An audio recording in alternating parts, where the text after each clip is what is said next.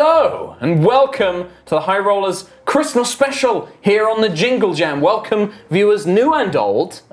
Thanks for joining us for this Dungeons and Dragons adventure. I am your Dungeon Master, Mark Sherlock Humes. Joining me we have our usual players as well as a special guest, and we will be playing Dungeons and Dragons 5th edition. If you've never watched High Rollers before, it's all set in a homebrew world. We're going to give you a little recap on what the world is. We're going to talk a little bit about who the players are and the story so far, but this episode is kind of a side story. It's non-canonical, so you don't need to have watched the previous campaign, but hey, if you'd like to, you can always check us out on YouTube and stuff like that and catch up on the campaign. Now let me introduce you to our regular players as well as our special guest. We'll start over on this side. Yeah, see, the tech guys are on it. Thank you, Sam and TJ. We have the sweetheart Rhiannon Gower, Hello. the beautiful Katie Morrison, Hello. the golden boy Tom Hazel, and then on the other side, Tom.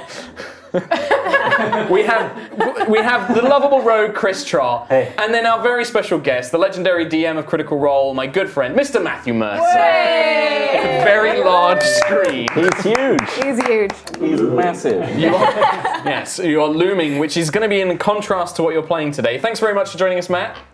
Thank you for having me, guys. We've been looking forward to this for a little while. For a little while, yeah, and I know it's a little bit early there, so we're all going to be drinking, but you can join us if you'd like, but it's a bit of an early start over in California. I've got lemon water, so... The glass type works. Okay, yeah, very much so. Not quite as fun. Very much so.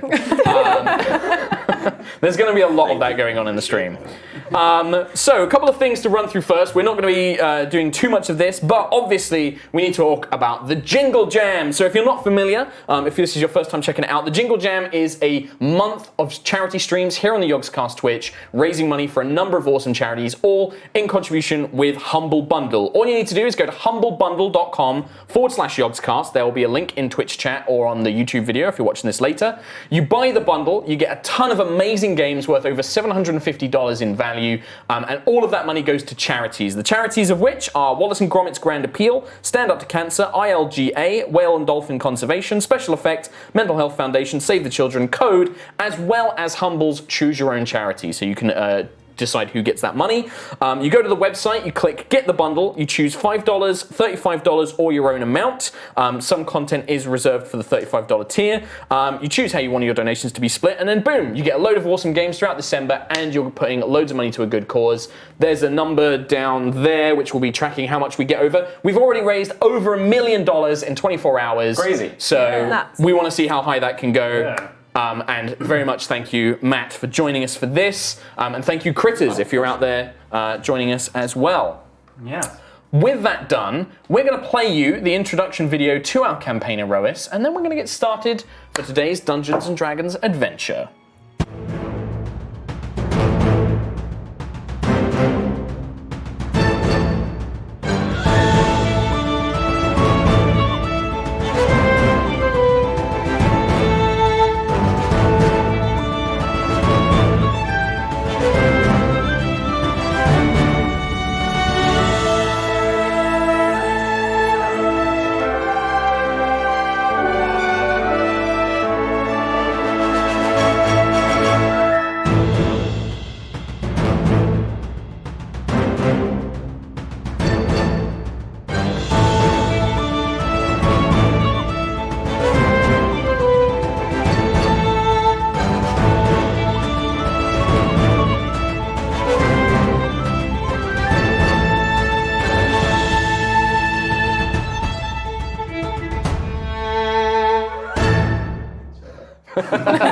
Welcome back, hope you enjoyed that. That was our little video which introduces you to the world of Aerois. To give you a vague overview of Aerois, sort of imagine Star Wars sci-fi meets fantasy. It's a world of sentient constructs, flying magical cities, evil space empires, starships powered by magical sentient weapons, all sorts of crazy stuff. Gods once walked the earth, now they're gone, now there's monsters and all kind of stuff, crazy stuff happening.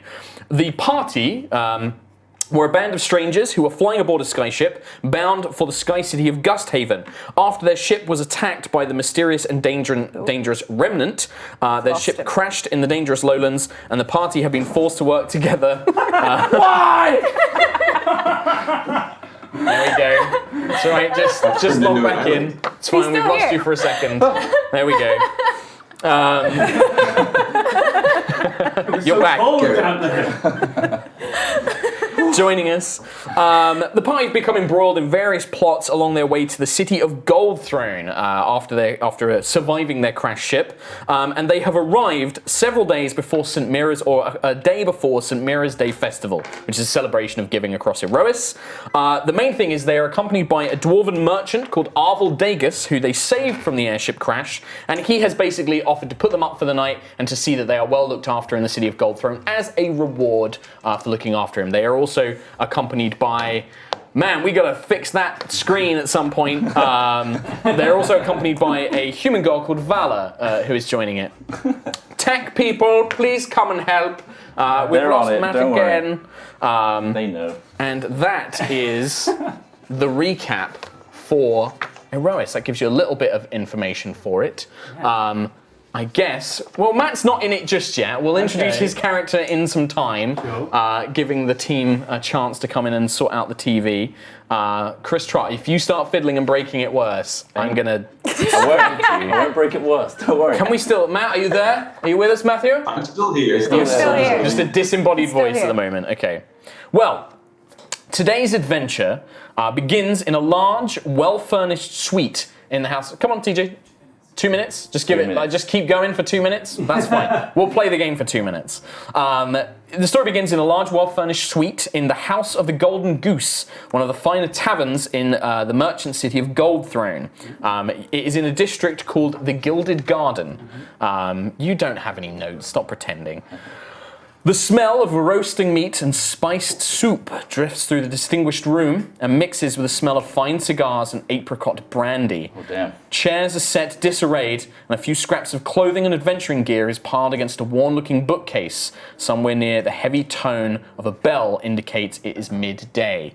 Last night, you enjoyed a celebration of finally arriving in the safety of Gold Throne and enjoying the luxurious services of the House of the Golden Goose, thanks to your friend Arvaldagus. So what I'd like is, for each of the current players, Matt, I'll introduce you in a bit once we get you back on screen. But for the current players, what are you doing in this suite? You have this suite yourselves, you each have rooms, but what are you likely to be up to? And can you tell us who you are playing and a little bit of what they are Can like? I just say, I don't know about you, Tom, but I'm feeling... Really, it's Is he warm really in here, warm? isn't it? It's so warm. Yeah, in it's here. warm, isn't it? I'm Yeah. gonna take this off. Oh, God's sake. Oh, it's really warm. So warm. When did you plan this? Oh, so... Did you guys know about this as well? This was me and Nina. Fuck's sake. I'm so proud of everybody. They've Sam Regaled me, Matt. They've Sam They Regaled have. me. Me and I'm Nina have so been excited. plotting this week. Amazing. Oh! So yeah, That's better. your lovely fiance made this. Thank you, lovely fiance Nina. God damn it. No, she got said Nina to that. thank. Oh, I'll be watching. I can't wait to see. Now, hey, Matt's back. Yay. The parent There we t-shirts go. brought you back. Merry Christmas to all, apparently. Make it talk. Keep talking, Mark. No. I will. I know. On Dungeons and Dragons. Wow, man. See? I'm going to remember this, Mercer. And you, if this continues in January when we go back to the main campaign, you're going to suffer for this, Tom Hazel.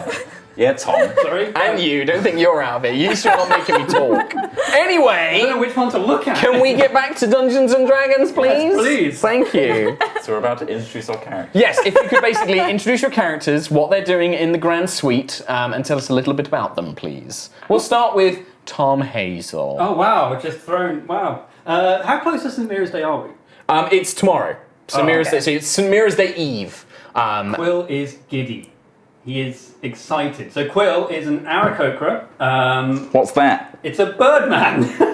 It's just a Quite bird literally, man. a bird. Probably see it in the bottom corner in a minute. Maybe. But if Maybe. not, brown Don't put any pressure. feathers. He's got a red cloak wrapped around him, covering where an arm used to be, because in this universe the arms are connected to the wing, so he is one wing down. But yeah, Birdman with a missing wing. And you are a bard cleric, I'm a bard cleric. and you are a heading worshipper towards- of Hesper, who Yes. is one of the gods of Aerois. Yes. And I think Quill at the moment would be excited knowing St. Mira's Day is so close. Okay, excellent. So what are you up to in the suite? Like, just like looking out the windows out onto the streets of Goldthrone, or Yeah, are you thinking about what gifts to buy your companions? Oh, gifts. I haven't even thought about that yet. Oh, well. Tom hasn't thought about that yet, but Quill's way ahead. Get thinking. Okay, so that's what Quill. Katie, tell us about who you're playing and what they're up to right now. I'm playing Ayla. She is a wild elf Storm Herald barbarian, and she is probably a bit indifferent to St. Mira's Day, to be honest, but she's probably just cleaning her her warhammer and making sure that's all in good order. In the main sort of like lounge area of the suite? Yeah, Okay. she's pretty relaxed. And she's very tall, very muscular, red hair. Yeah, kind of long, fiery red hair. It's got a lot of braids through it. She's got like dark kind of makeup smudged across her eyes, pretty messy. Yeah. And a giant warhammer. Yeah. Very Celtic and Very Viking Celtic. influence for And the wild she has a small bit of tartan tied onto her belt. There you go. Rhiannon, Hello. who are you playing? Tell us about them. Cool. I'm playing Sentry. I am a paladin playing over the Ancients. I'm like this 7 foot tall metal robot woman, essentially. Yeah. And I imagine she would be sort of feverishly looking around, like trying to get ideas. Like maybe she's like sitting like in the dining area, it's like plotting, trying to come up with ideas of what to get people. So she's just like not plotting as such, but she's like No, plotting she has sounds a plan. nefarious. I like it. Yeah, she's like, Especially with what these. do I do? What do I get for these? She's all about St. Mira's Day. Okay. She's like the mother of the group, so she'd want to be like, oh, my children need For the something sake of nice. this episode, by the way, Rhiannon, we will Hello. say that Echo is functioning again. Yay! So Echo is a small, Spoilers. almost like a tumbleweed, of Yeah. metal shards with a glowing central purple iris that kind of acts like a familiar. It kind of follows you around and is your companion. There's an Echo. Nice. Yeah, it's very nice. Chris Trott, who are you playing? What are they up to? I am playing as Lucius Virion Elwin Elenastur, the best party member of this entire group. I'm a high elf sorcerer, an arcane chromat, which is a very custom subclass of the sorcerer made by Mark Humes himself. An arcane chromat means that I can pull upon color itself to cast spells. You may notice in my eyes that one is entirely blue and one is entirely orange, and I am decked out in beautiful garb, jewels everywhere so I can pull upon all the different colors of my gems, and I am fabulous. And what are you doing that's so fabulous this morning? I am probably making beautiful, colorful decorations to adorn on Sentry. Okay. So like little strings of lights or decorations? Lots of lights, fairy lights with little tiny spells of, what's the spell? Dancing lights? Dancing lights. I'm just casting that around her as like a little halo above your head, spinning. It's like, oh yes, like a Christmas tree. Lovely. Whatever that means. I don't know what that means. You don't, there's no such thing I as had a dream of some trees, bizarre trees. large man in red. Well, your other companion, the Air Ganassi Nova, is very unwell. She's throwing up poorly from food poisoning and alcohol poisoning from the night before, and won't be joining you today. So Kim, our other player, is not here. She's having a lovely holiday.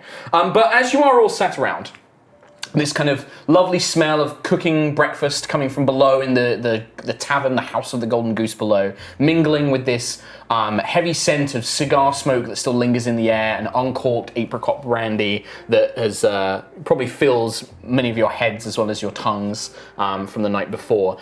There comes a very sturdy knock at the door, a kind of heavy sort of...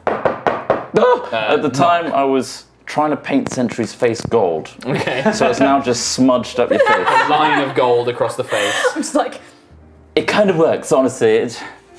You hear a groan. You hear a groan come from one of the nearby doors where Arvel Dagus, this dwarven merchant who's put you up, is very hungover and probably still half asleep. And you just hear, "Can somebody get that door? I can't do it right now." Oh, I'll go. It might be gifts for St. Mira's Day. Okay, so you hop over to the door. I'm so excited. It's exciting, and when you open it, Matt, would you like to describe your character for us, please?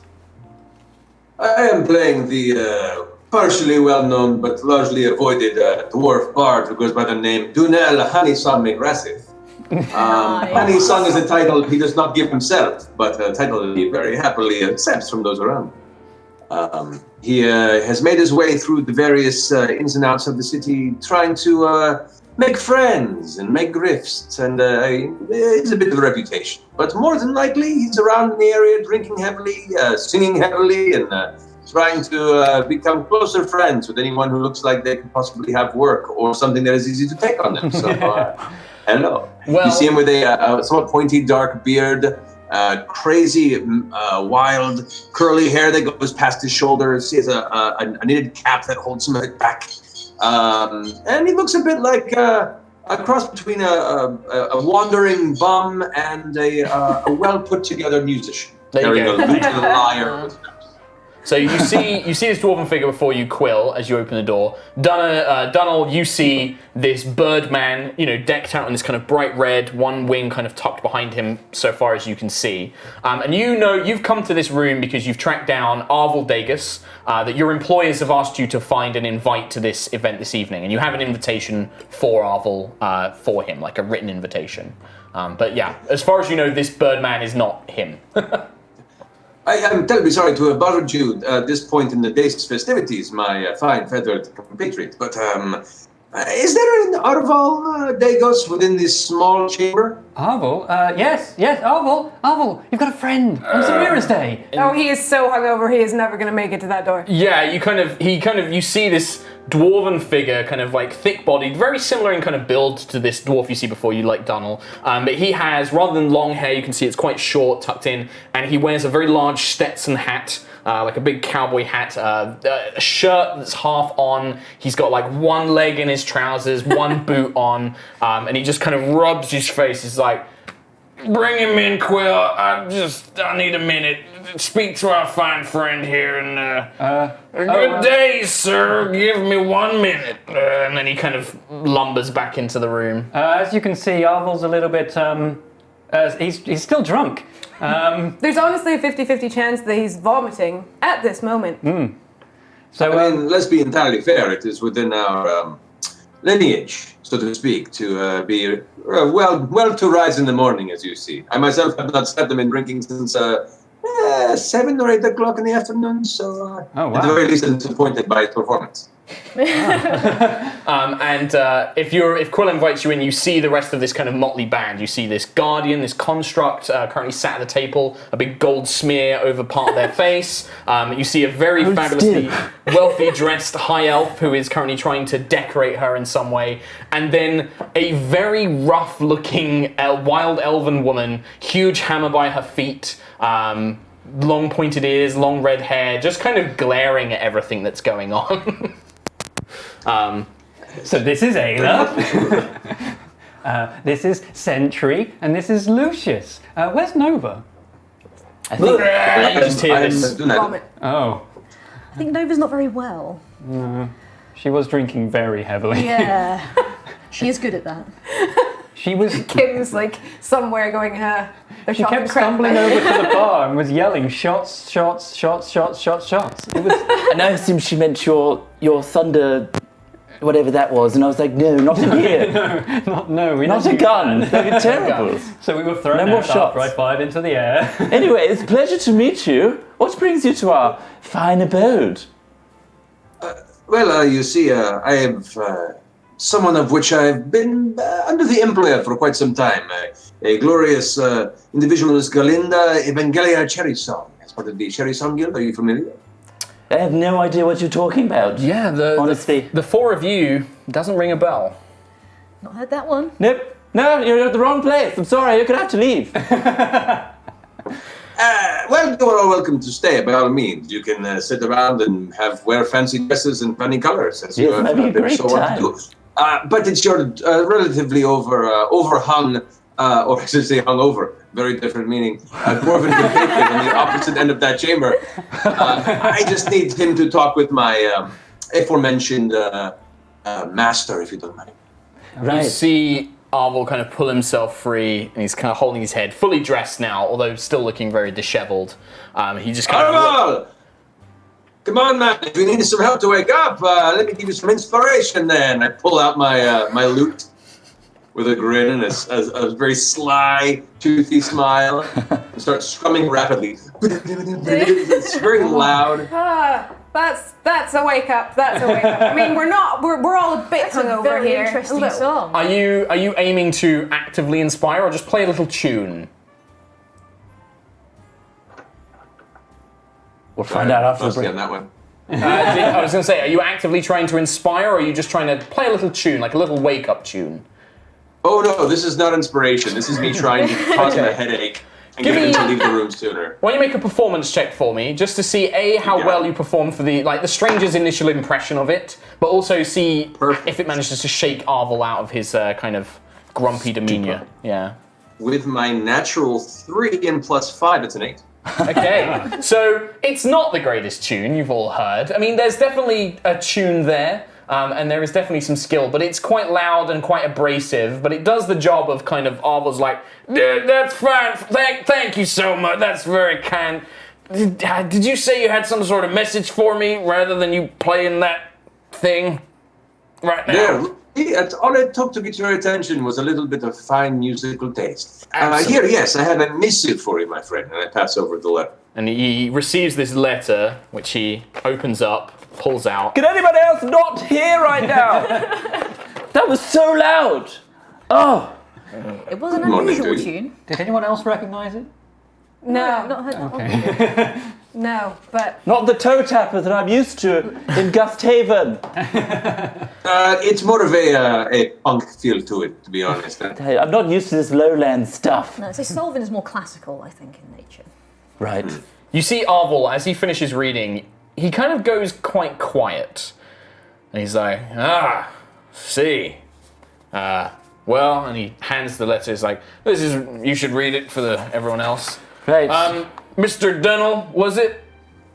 Dunel, but Dunel is fine as well. Dunell, you're welcome to stay here with my companions. I'm not sure if your employer has requested you stick around us until we attend, but you're welcome to spend the day. I'll need to prepare a few things. Lucius will tell you what it's about, but I just need a few minutes to myself. you gonna throw up? Yeah, that's what I'm gonna do. Sure. Are you, it says you're Take your time. overhung. What does that mean? Quill, you can cover that. Excuse me, Mr. Dunell, make yourself at home.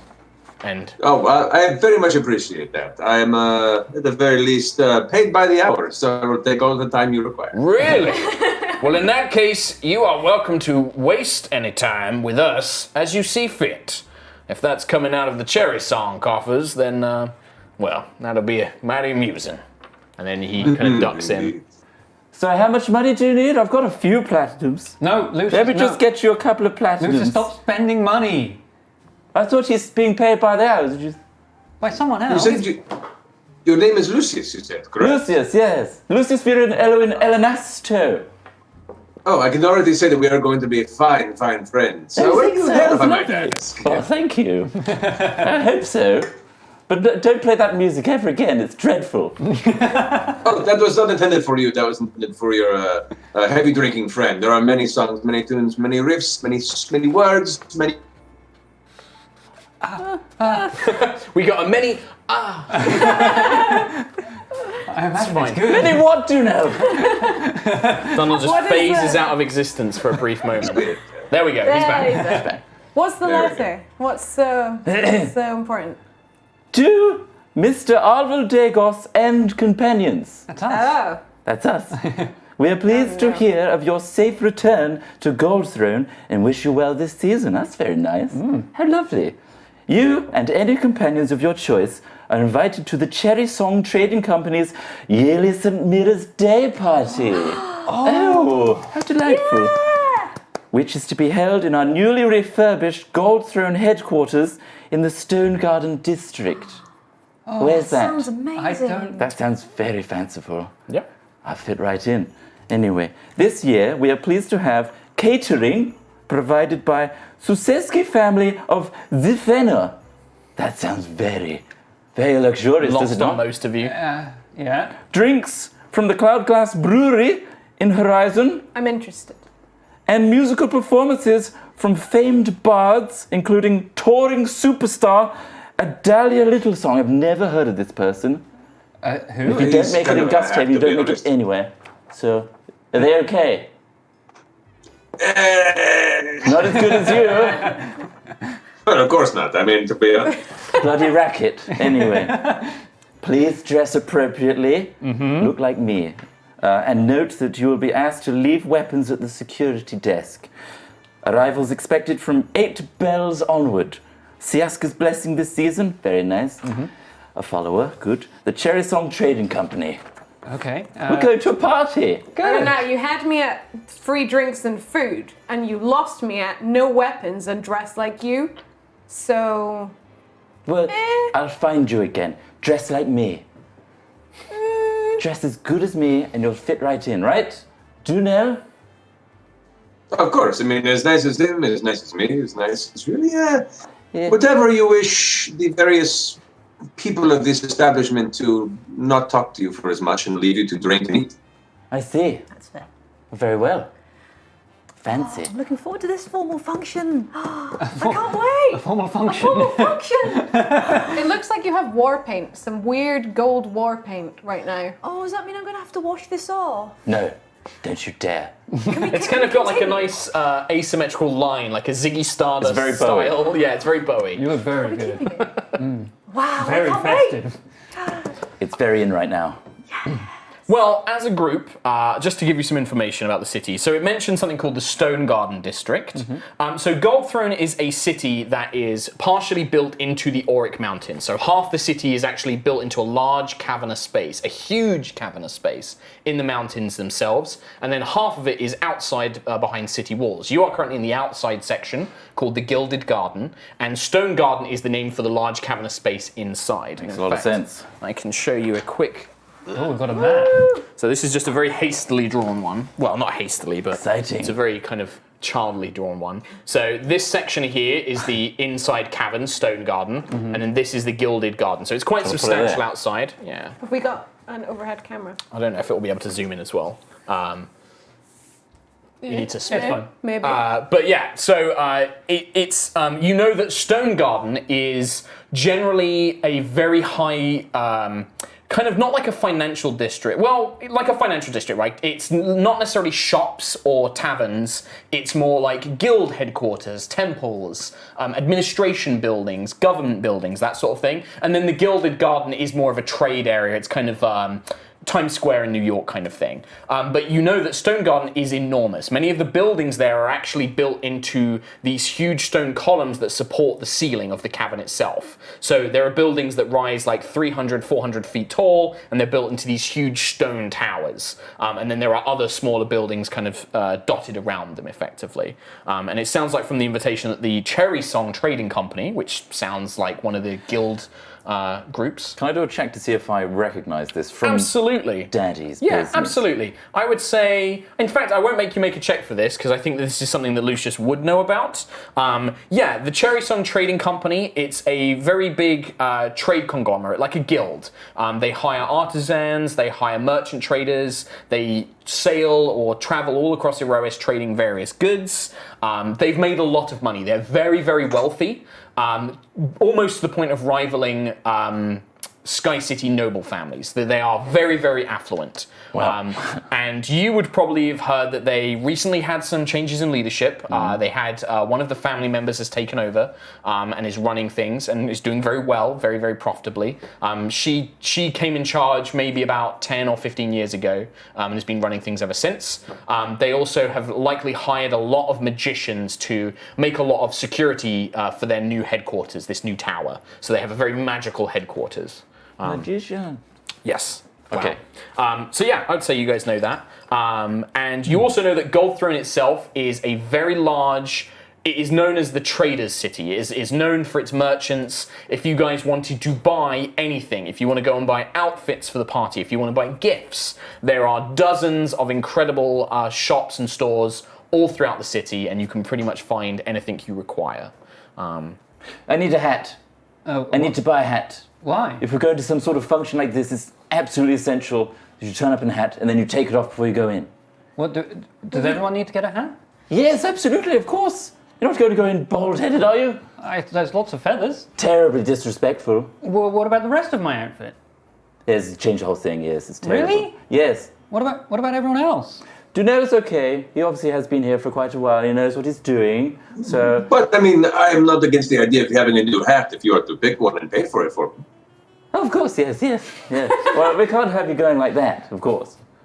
Understood. Right. So everybody getting hats, that's the first priority.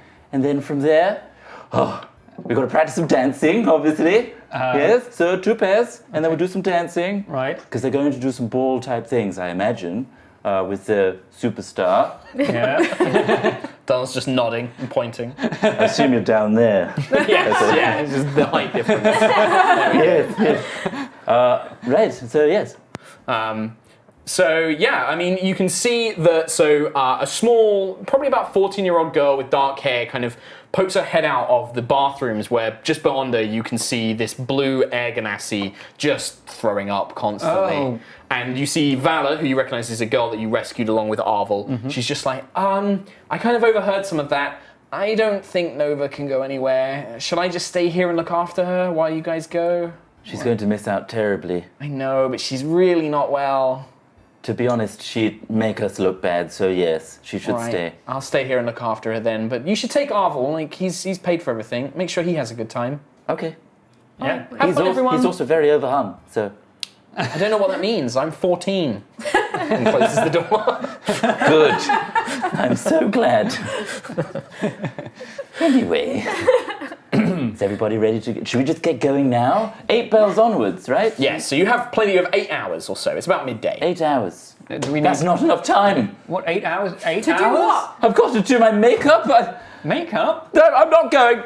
I'm not going. Can I? You're invited. No, I can't do it. Ayla's gonna pick up whatever you were putting on Sentry's face and just like put all of her fingers through it and just run it right down the middle of your face. Done. He does look very good. Ta-da! Perfect. Danelle seeing this reaches out and like grabs the lapel of Lucius, spins him around and goes, is going to attempt to inspire him. Yeah. Oh, luscious locked lad, as you stand before me, I cannot help but see the colours amongst thee. Your gracious, your bright, your visage is quite beautiful. May this party bring all of us something that rhymes with beautiful. I mean, that was amazing. I will go to the ball. I will. Just is that a bardic inspiration? Just to check. Yes. Yeah. No, I'm actually going to use a bardic inspiration. So you get a D6 to a check within the next like 10 minutes or something. The check is 10 for me to minutes. go. The next 8 hours. Yeah. There you go. Next 8 hours. You can save that one. Okay, I'll save it. Okay. That is the kind of music you should be playing all the time.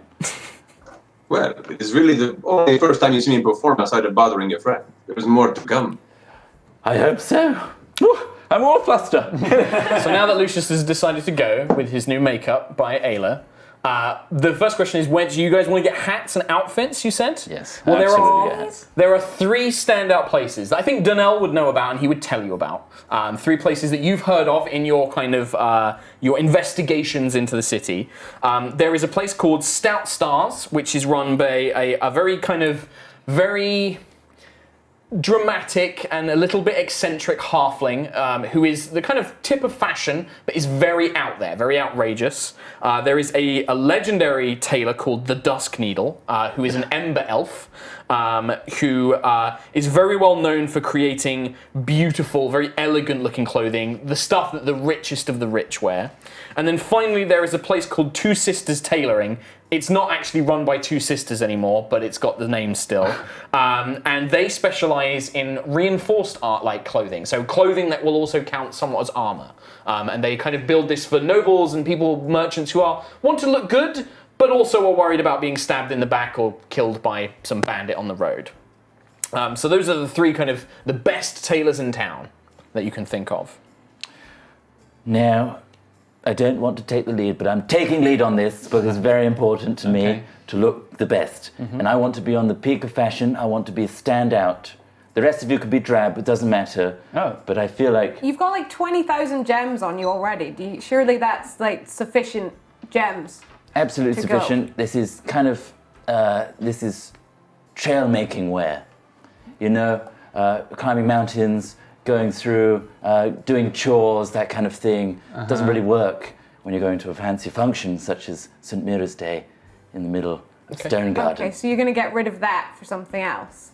Yes, this will be backup. Wait, that's your practical wear? This is my practical way, yes. Okay. I mean, I draw Are you upon... surprised? Because I'm really not. I am. at I'm this surprised point. that's what he thought was practical. It's very practical. Look, and I draw upon one of the gems to make a dancing light. Okay, no, fair enough for your spells. But, I mean, people... How much more practical does it need to be? A lot of people have looked at you and thought that you were, you know, someone to steal from. This is why we've had so much trouble. I think the outfit's the problem. Yep. That's not practical. Let's get him a new outfit. Less gems. Honestly, that kind of works. You know, something that causes a conversation. I want people to be speaking like, yes, I could steal from him, but he looks good, doesn't he? You know? Okay, if that's... The place that does something that looks like kind of could be armor, that would be useful. For you, perhaps, yes. Well, at this point, Yes. Lucius has made up his mind where he would like to go. Would you guys like to go somewhere else? Dunnell, would you like to go somewhere? Do you fancy getting something bought or bought for you? It sounds like more in line. I walk where Lucius walks because, after all, he is offered so graciously to pay for everything I require. Okay, so it sounds like. I think I did. So did you guys want to go to? Did you intend to go to Stout Stars, which is the more kind of extravagant out there, Yes. or the Dusk Needle, which is the finest of the fine? That's tough. Can I roll for it? Absolutely. I just so understand. 1 to 3, Stout Stars. 4 to 6, Dusk Needle. Okay. Well, 8. that's a D20. I thought you were going to roll a D6. 5. 5. So that would be the Dusk Needle. That's the expensive one. That's the expensive one. I have to. Very I- fine even- choice. Yeah. Yes, excellent thank choice. you. So Yeah. Dunnell and Lucius are going to head there. Sentry, what about you? Have you got any ideas? I feel like with this interesting paint that is on my face, I feel like I could go for something a bit unusual, a bit Stand out. stand out. Okay, a so you bit want to out go to there. Stout Stars. Stout Stars, please. Okay. Quill and Ayla. Is there anyone that makes suits for birds? Yes. Yeah, you'll find somebody. Any of these 3 tailors will be able to accommodate you. They make outfits for all races. I mean, I've never seen an Aarakocra in a suit before. That would be hilarious. Can we That please might be get the first one ever. Do you want a suit? I kind of want a tuxedo. That would be the Dusk Needle. I'll go to the Dust Needle. Ayla. I want to see that. Okay. So you're going to go, Let's, but probably not get anything for no, yourself. yeah, probably not. Okay. Probably not. All right. Well, we'll quickly cover Sentry first. So, Sentry, you make your way. Arvor will probably travel with you, just for keeping company, if nothing else. And he seems a little quiet and a little nervous about something, but he travels with you to show you the way. Stout Stars is a tiny, squat building out in the Gilded Garden, and you can see that the window, this large kind of bay window, is full of mannequins in these very colourful, very avant-garde looking outfits, lots of geometrical shapes and things like that. Be like amazed, like And as you kind of step inside, instead of a bell, there is the sound of birdsong that erupts as you kind of enter in, this kind of as you kind of look around, and you can see rows and rows of these kind of beautiful outfits. There are chairs of all different shapes and sizes. One is like a small hand, one is like a tiny stool, one like a big plush armchair. There is no desk. Instead, just in the middle of the shop, with working on a mannequin, is this very flamboyantly dressed, big round sort of spectacles, big fluffy pink boa, tight leather trousers, and a little vest, is a halfling man, and he's just like, no, this will not do. Turns around like, my Baisiaska? Oh, I am stunned. Is this Will Ferrell? Construct!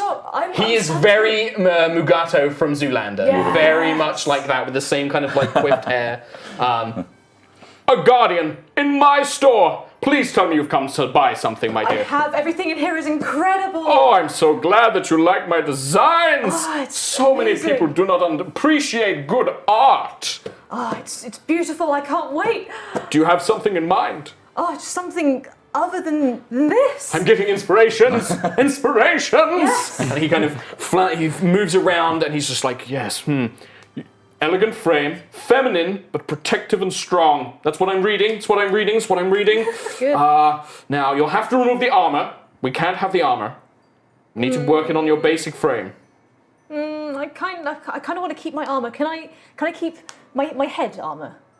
Of course, yes. You keep your head armor. Okay. But the body, no, we need to accentuate this natural form, these stone and metal and wooden shapes. Yes, I'm thinking. Sounds good. I have something. And then he moves over and he pulls out this, it seems to be kind of like a black kind of shaped dress, but with large kind of metallic plates in like design, not quite like armor, but almost like dragon scale that kind of rises up like one half of it. And then the other half is, down the arm is laced, like crisscross lace with bows, so very feminine. Nice. It is a contrast. The masculine armor with the feminine bows. This would look incredible. I've never worn anything like this before. Oh, it's Come. so... And he offers a little tiny hand up to you because you're huge and he's tiny. Take his little hand. And he leads you over to like a curtained area and he begins helping you This is enter so the dress. fascinating. And yeah, he basically runs you through how to buy it. It will cost you 25 gold for this outfit. Fantastic. And he will dress you up and get you ready to go for this evening. Sounds perfect. Done. So you have that. So you have fine clothing from Stout Stars. Amazing. Joseph Stout Star. Who's paying for all this? Sentry's paying for it. Got it? She's got money. Thank you so much, Joseph. This is incredible. Oh, Sentry, my darling, you will stand out. Just remember to tell everybody you're wearing Stout Star. I will tell everyone. Don't worry. Very good. I keep my word. I know you will.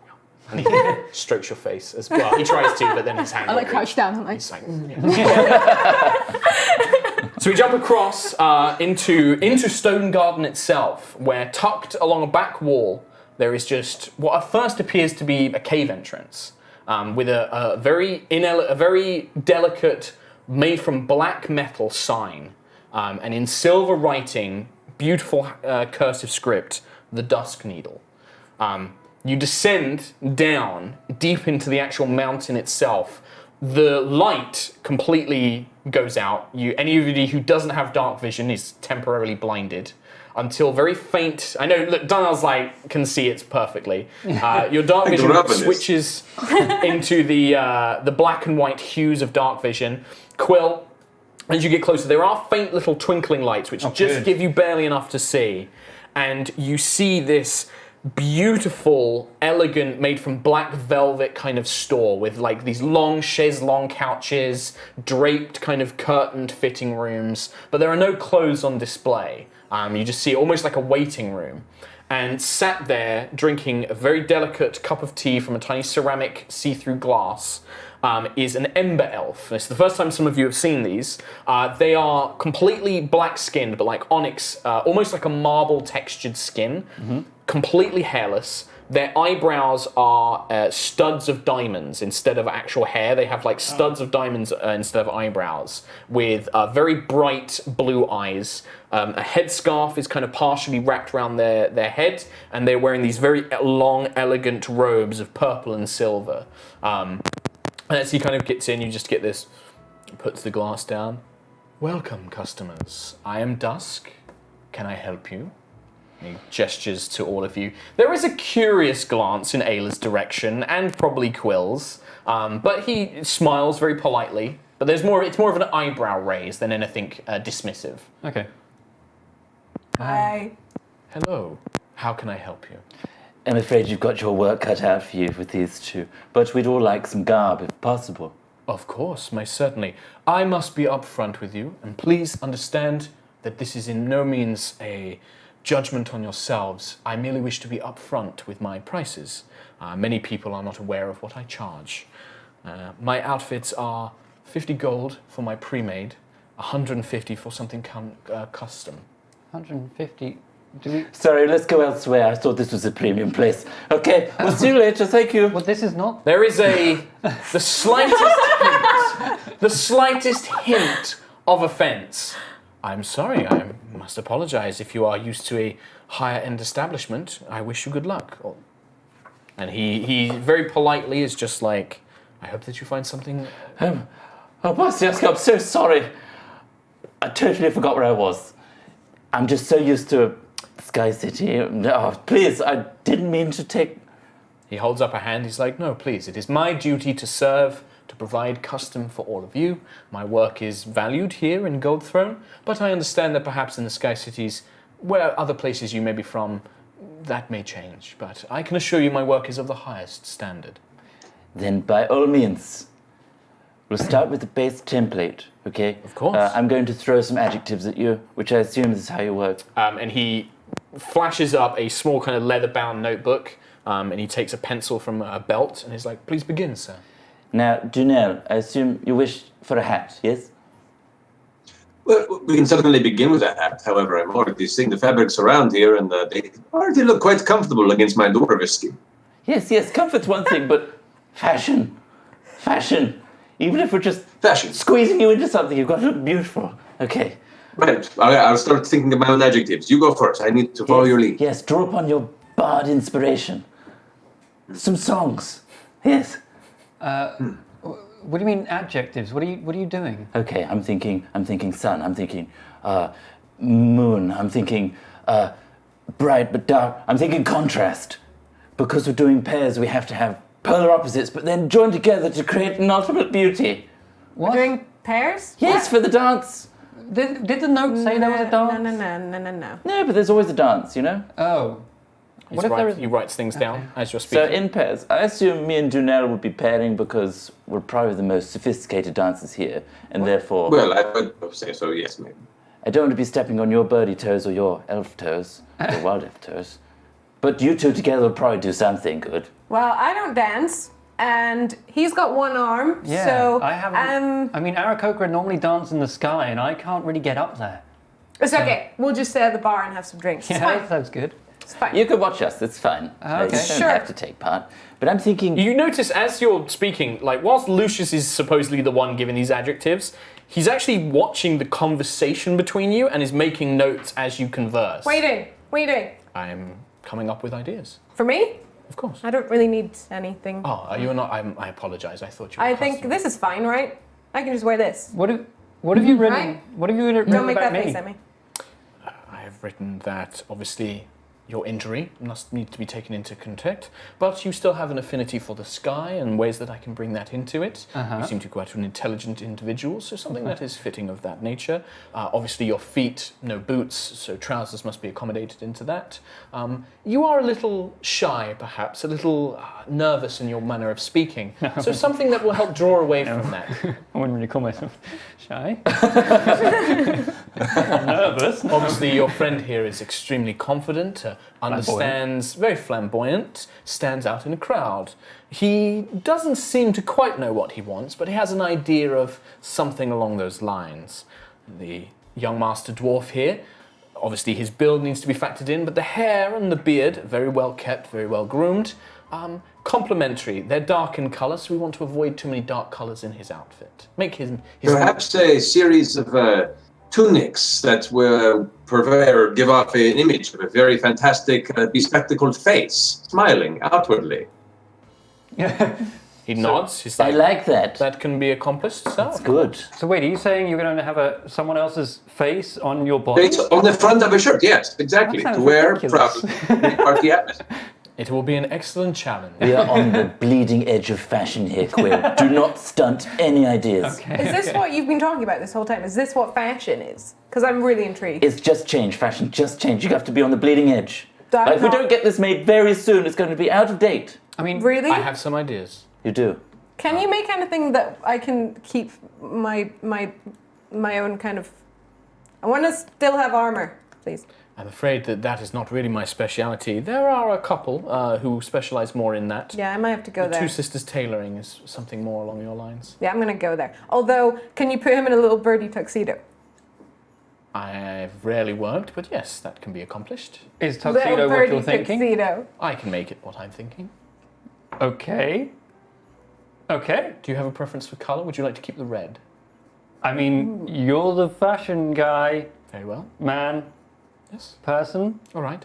Well, I have some things in stock that I can use, or I can have something custom made for your face design, sir, Master Dwarf. That would need to be quite customized. For your Well, of course bleeding it would edge, be.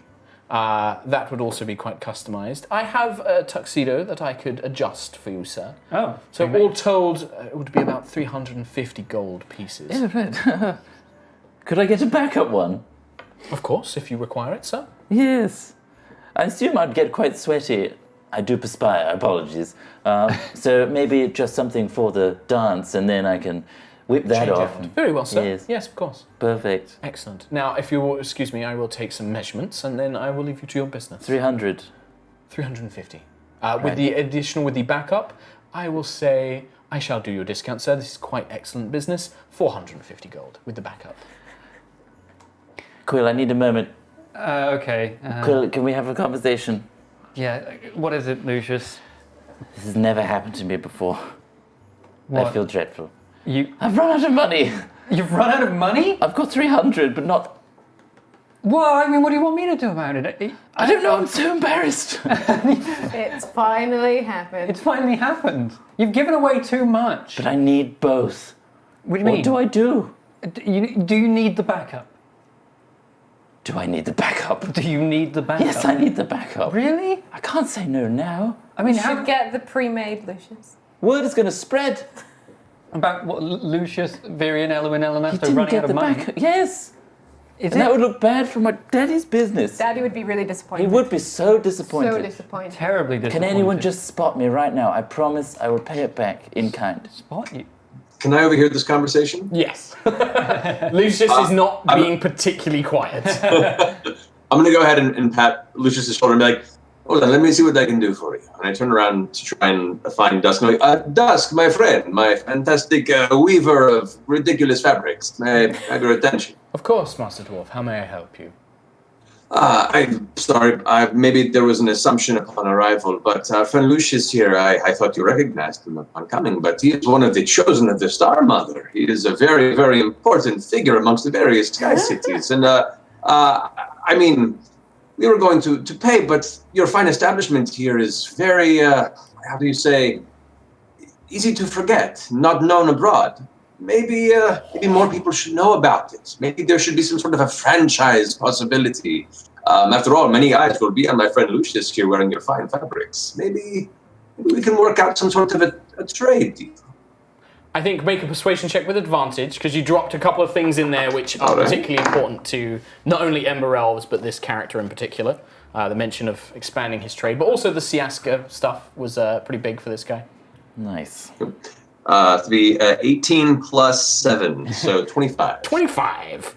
He leans in and is like, I can see that you are very talented at what you do, Master Dwarf. I would be willing to make the outfits for Master Elenasto for 300 on the promise that perhaps a communication can be sent to his family in Gusthaven, inquiring about future orders.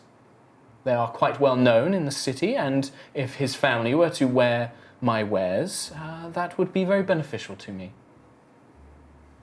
Okay, I accept this proposition. I think you are a very smart and intelligent businessman, and I see that you can see skill and talent wherein your eye falls upon it. What do you say, Lucius? Well, it's a discount, isn't it? I hate the D word. I hate the D word. But It's not a discount, it is trade. it's a trade, yes. I'm reaching out for new business. Yes, that works. Lucius, if you would be- Lucius, you're just like a lowlander now. Perfect, yes, I'll take it. I've always wanted to fit in. 300 gold then, sir, and I have your word that you will speak with your family about inquiring for future orders. Absolutely. Thank you very much, sir. That is very kind of you. I Most keep kind. my word. Thank you very much. He takes the gold, and he I've got spends 2 gold left. It's so minuscule. Look at this. 2 I can gold. hold it for you. I can't believe I've it. never seen currency so small before. He hands you the 2 gold. I actually have more money than Lucius now. You now have no gold. I didn't think you would actually do it. You spend maybe like another couple of hours just with Dusk in measurements, going over designs. He comes up with a black and gold ensemble for Dunel that incorporates a very familiar elven face. It looks a little bit like Lucius. on the front, but it's kind of built into ruffles, so it's only when you look at it dead on that you see the full face, and then the rest sideways it's kind of an illusion. I feel so incredible, so powerful. But Thank also, you, my friend Lucius. it's also built so that if you open up your shirt and show chest hair, it's like his hair. Oh, amazing. There you go. And it just looks like he has this very fine dwarven mullet kind of thing going on. Lucius, you have a design which incorporates the sun and moon, and it's split kind of halfways, two-face style. One design very silver and dark colours, the other one kind of white and gold, and it kind of blends the two together in a kind of swirling pattern. But it is affixed with blue and orange gemstones from your other outfit, kind of used to kind of keep some of that synergy. Yes. I didn't even think about function.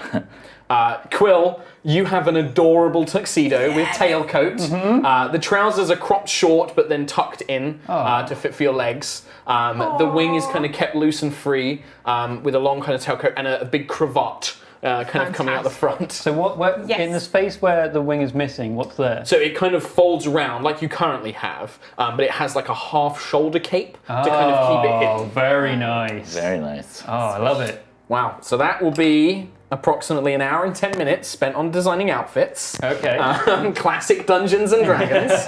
And so with those outfits, we're going to jump ahead a little bit to you guys making your way to the party. You pick up Arvel and Sentry, who are both dressed out. Arvel wearing kind of a suit, but it's nothing, stand out. He's got his hat. He's wearing nice boots and things like that. And you are led so Dunel guides you to the Stone Garden district, where you see rising up, he leads you to one of these huge towered columns that supports the ceiling of the cavern itself. The Cherry Song Trading Company is one of the oldest in Gold Throne, and you can see that their headquarters take up this entire stone column itself. It reaches up about 300 feet or so. The stone pillar itself is sculpted and engraved with an ornate tree-like pattern. You can see that there are large glass windows on each floor that look down onto the district below, out into this large cavernous space, where you can see magical lights have been placed around on the buildings to kind of provide illumination. As you reach the front, there are a pair of thick doors, stone doors, that lead into the tower at its base, where they're flanked by a pair of dwarven guards in heavy steel armor. Upon providing the invitation and speaking with Arvel, who they seem to recognize, you are invited inside into a large polished stone lobby. There is a sign which says "Event guests this way, Velena Suite," and it leads you to the back of the building itself, where there are kind of these long chutes with magical platforms on them, with a kind of crystalline, sort of not panel, but kind of like a crystalline pedestal with various buttons, all with Dwarvish script. So Dunel obviously can speak Dwarvish, but anybody else who speaks Dwarvish, it has the names of the floors and their specific purposes. And the Velena Suite, I believe, is on the... Check my notes. The Velena Suite is on the 23rd floor. So it's up quite near the top of this huge tower. Okay. You are led inside. As you go in, you first have to stop off at a security checkpoint before you switch to the other magical platform that rises up. There you can see kind of a long room with a security checkpoint, like a desk. There are a bunch of armored dwarven guards. They will try and take your weapons. So you will not be allowed weapons inside, but they store them in a secured armory on this floor. And that security checkpoint is on the... I think it's on the 20th floor. 21st floor, I believe. Can I 21st floor. try and persuade them that my fabrial is part of the costume? Yeah, that they wouldn't even regard that. Okay. Any spell focuses you can keep. Nice. They're looking for things like crossbows, warhammers, swords, axes, anything like that. So do either any of you want to try and sneak weapons in, or do anything to let the guards just take them in? Anything like that? I think my only weapon. So I've got my my staff. Does that count as a weapon? They would want to take that because it doesn't look like you need it to walk. Fair enough. In that case, they can just take everything. Okay. Take it all. So they take all of Quill's stuff. Lucius, yeah, your fabrial, you can keep that, but everything else I'll take. I'm fine, yeah. Dunal? No, they can take my weapons. As long as I get to keep my wonderful instruments, I'm okay. Yeah, they actually kind of, they recognize you. You've seen these security guards before. This is very standard procedure. The whole company's going to be at the party, and they're just like, of course, Dunal, you just keep what you need. We'll just keep your weapons here in the armory. Madam, I appreciate it. I'm afraid we're going to need to take your weapons. That's fair. Can I try and like disguise my shield as like part of my outfit because it's so out there and so. So what do you want to try and weird. like put it on the back or something Or like like on my that? like. Okay, you can give me a deception check. Okie dokie. It's a big shield. It's a big shield. It's part of the design. It'll be Part of the slightly, design. yeah, we'll make this. That was 20. a natural 20. That was a natural 20. So before you kind of reach it, you slide the shield onto your back and maybe kind of hide the straps in. And yeah, like you just say, like, what do you say to them? I love it when Rhiannon laughs preemptively. I didn't think I'd get this far. You're just like, thought it through. and you just wave yourself through. And they kind of just take the axe and then are like, okay, and then they just put the axe away. Because they focus primarily probably on Ayla, who has this huge warhammer, and you see that these two kind of dwarven guards are like, ma'am? Okay, but you have to keep it safe, like really safe. Can I get it back immediately as soon as I come back? As soon as you come down to the security checkpoint, we'll return it to you. Okay. He hands you What a if somebody else token. takes it? He hands you a token and says, we'll only return the Warhammer to whoever has that token. Obviously, we've seen you, we recognize your face. And he shows you the armory. It's a locked room, a rocked loom. Markisms. Markism.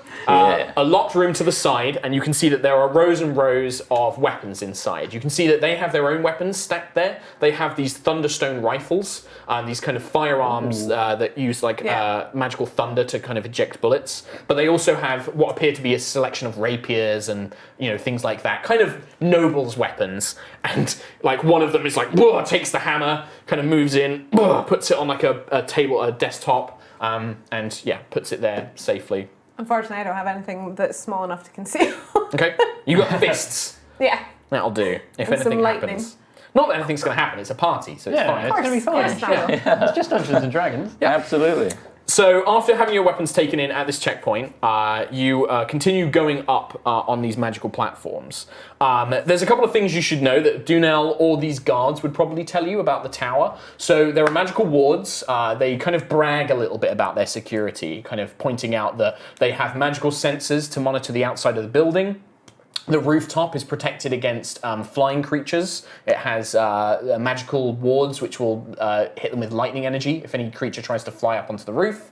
There won't be a problem. The roof does have a teleportation circle in the instance of an emergency. The trade mistress can activate the teleportation circle to get you to safety if need be. There is also a wall of force which can be projected around the front door to prevent anybody from getting inside. And they kind of say this, well, these are all security systems put in place. They're brand new, designed to keep everybody safe here in the Cherry Song Company. It's gone a lot of work, and they kind of talk a lot about It's this. very sophisticated. I'm so impressed. Well, it's all thanks to folk like yourself, high elves from the Sky City, sir. It's thanks to your folks that have made all this possible. So, well, ladies and gentlemen, I hope you enjoy the party. Thank you very much. Are there Thank any you, more appreciate it. guests around? Not in the security checkpoint, but as you kind of, the magical platform reaches the Velena suite, and as the doors open, you begin to hear the chattering of voices, you can hear pleasant music, you can see dozens of humans, dwarves, other races. They're mingling, talking, dancing.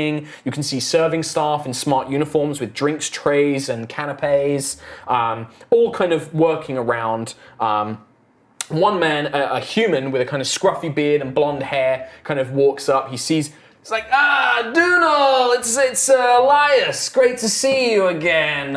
Glenda was wondering when you were going to bring her guests along. Good to see you. I'm sure that she'll. See you as well, my friend. Yes, excellent. And you all must be Arvel. Oh, Arvel. And he reaches down and shakes his hand. It's so great to see you, and you must be Arvel's traveling companions. It's great. Well, have a lovely time here at the party. I'm Elias if you need anything. Have a great time. We got the best food. We got the best drink. If any of you are interested in something a little extra fun, come and find me. When is the dancing? Anytime you want. That's what you're talking about, right? No, but it can be. You know what I mean. And he gives you a wink and a gun, and then he scoots off into the party itself. Ayla, what does he mean? What does he mean extra fun? No, never mind. Where's the bar? do you mean Where's the bar? So, as Ayla begins asking that, there is a bar where they are serving drinks. You can see there are 3 drinks on offer that range from dark purple to blue to almost like a cyan aqua colour. And there is a sign in Dwarvish. Do you speak Dwarvish? Nope. No idea what these drinks are. Arvo? Arvo? Yeah. What's up, Ayla? What's this? He points, he's like, I'll tell you what you need to know. The light-coloured one is the most alcoholic. Thank you. I figured. I like you. But where's just ale and, normal Guessing things? this is their fancy drinks. Okay. That one's alcoholic. Okay.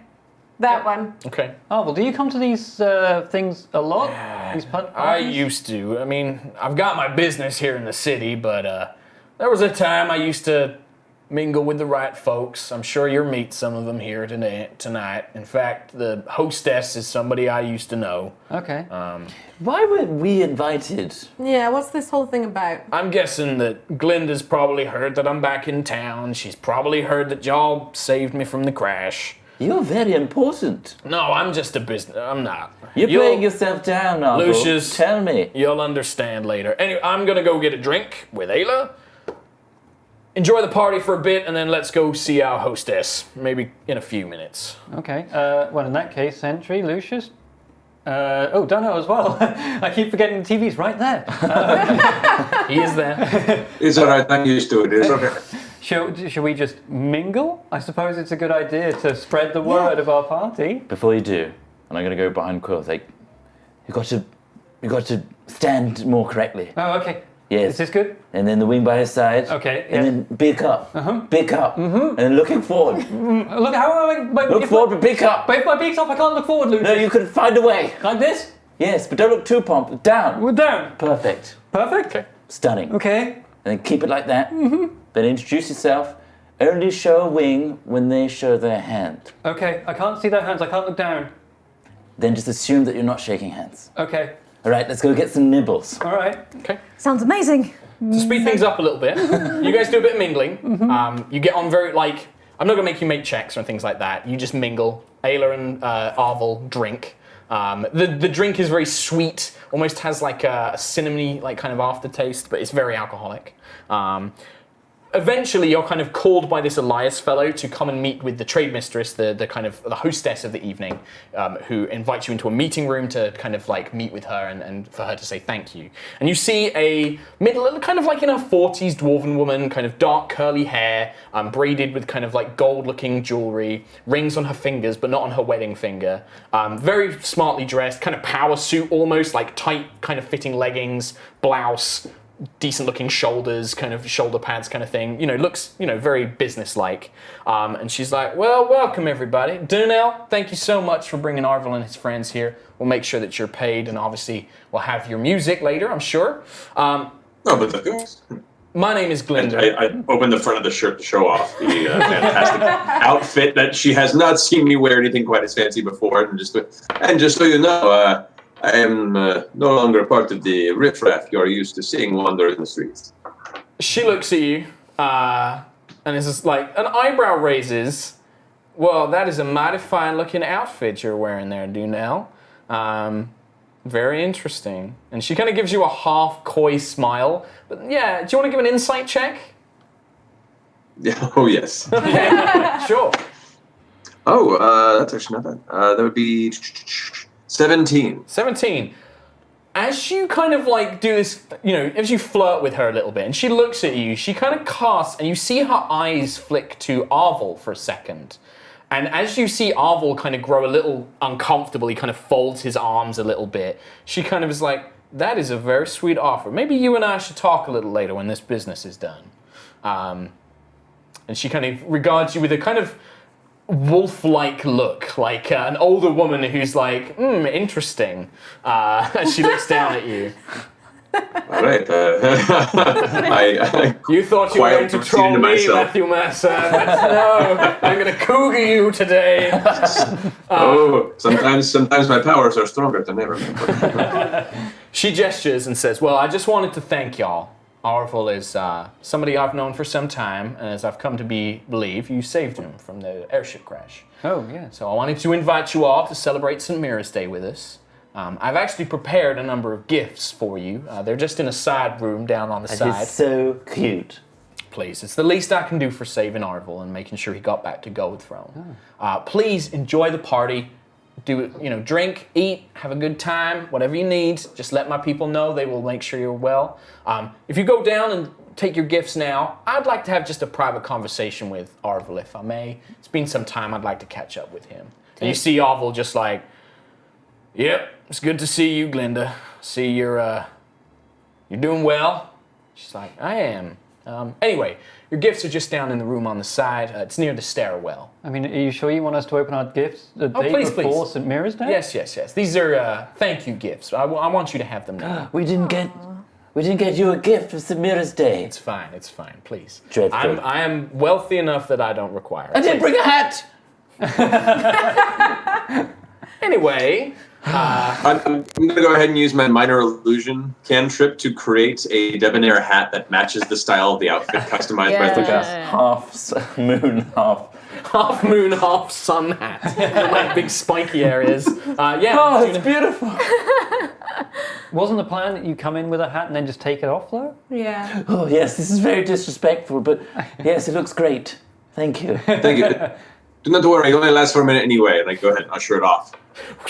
Wow. Yeah. Well, In that case. enjoy your gifts, and I'll see you around the party this evening. Oh, it was kind of you. Thank you. No problem. If I may, madame. Of course. It's very prying of me, but what relation do you have with Arvel? She grins, and Arvel is like, Lucius, I swear to Siaska, and she's like, well, I'm surprised Arvel has not told you. No, he did not. We were engaged for a time, betrothed. But Arvel, you don't tell me you rejected this fine woman. Arvel just kind of, she's like, no, it's a complicated story. Perhaps one I'll tell later. But Arvel and I have had our differences, but I hope that that's behind us, and that's why I'd like to catch up. And he's like, I'm sure you would. All right, let's get this over with. The roller coaster of love. And how many bells from now is the dance? Lucius, get your Yes, gifts. all right, my gifts. Gifties. Get going. Let's go. Okay. And you can see that there is a moment where, you kind of look behind you as like Arvel shuts the door, and then an argument immediately breaks out. It's like door closes, kind of arguing from behind the scenes. You head down to the room gestured, and just before, we're going to have to take a little bit of a break soon, but on the table, labelled so you don't need to identify them, are a selection of gifts. So there is a scroll of sending, Ooh. boots of striding and springing, Okay, I'll wear those. 2 potions of healing, I could drink those. and an interesting item that you've never seen before. It is a wooden card, like a long, thin playing card, which depicts a spyglass, known as a conjurer's card. And this can be used to once a day conjure a magical effect. So but it requires the person to be proficient in the perception skill. That's me. So whoever takes that can add that. It is on D&D Beyond. Interesting. And then the rest of the items you can add as necessary. As you gather up the items, you begin looking over them, kind of discussing amongst yourselves, and that is when you begin to hear the commotion. Because as you are getting your gifts, you hear a sudden kind of sound, you hear a man scream, and then you hear pow, pow, pow, pow, as thunderstone weaponry begins erupting. Okay. And you hear the last thing, which is, ladies and gentlemen, silence. Oh, it's the dance. If you cooperate, you will not be harmed. Well, it's And then you hear Official sounds. and screaming as you begin to see from the corner of this little meeting room by the stairs, you begin to see armed men with dark purple skin, with breastplate, carrying weapons, beginning to shove and grab partygoers and throwing them into the main dance floor area. Is that dancing? no. Banging music? I hope not. And I will give you your first token of the night. Token. You have earned 1 McLean. Oh my god. What? What do you mean? What is that? You have earned a McLean as the terrorists take over Cherry Song Trading Tower. Oh, for God's sake. As soon as I heard the German, I was like, oh, here we go. What was that, Matt? So as soon as I heard the German, I was like, oh, here we go. We're doing Die Hard. So we're going to take a short break right now, and we'll be back with Dice Hard. Amazing.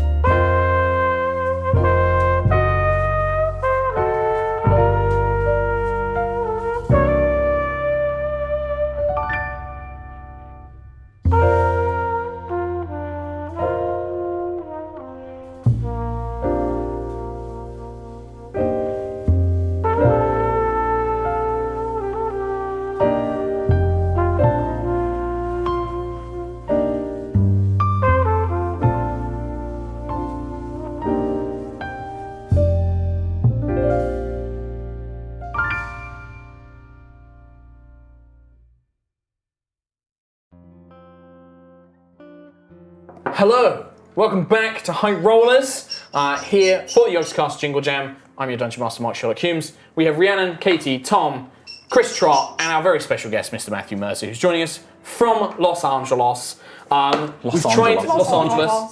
We've tried to fix a bunch of problems because we know there were some mic audio issues and stuff like that. We've done our best to fix them. Hopefully that's all good now. A quick reminder that this is all part of the Yogscast Jingle Jam, which is a big charity event throughout all of December. It's in partnership with Humble Bundle.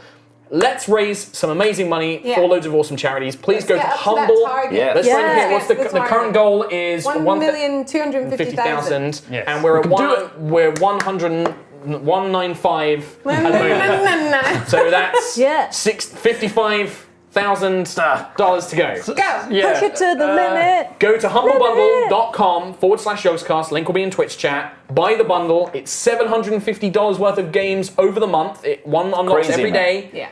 It goes to charity. The charities are all listed on there. It's a really good cause. Help us raise loads of money. Or charity as well. So there's more than just the ones that appear in our sidebar Please there. do. And if we reach that goal, I will give you another McLean.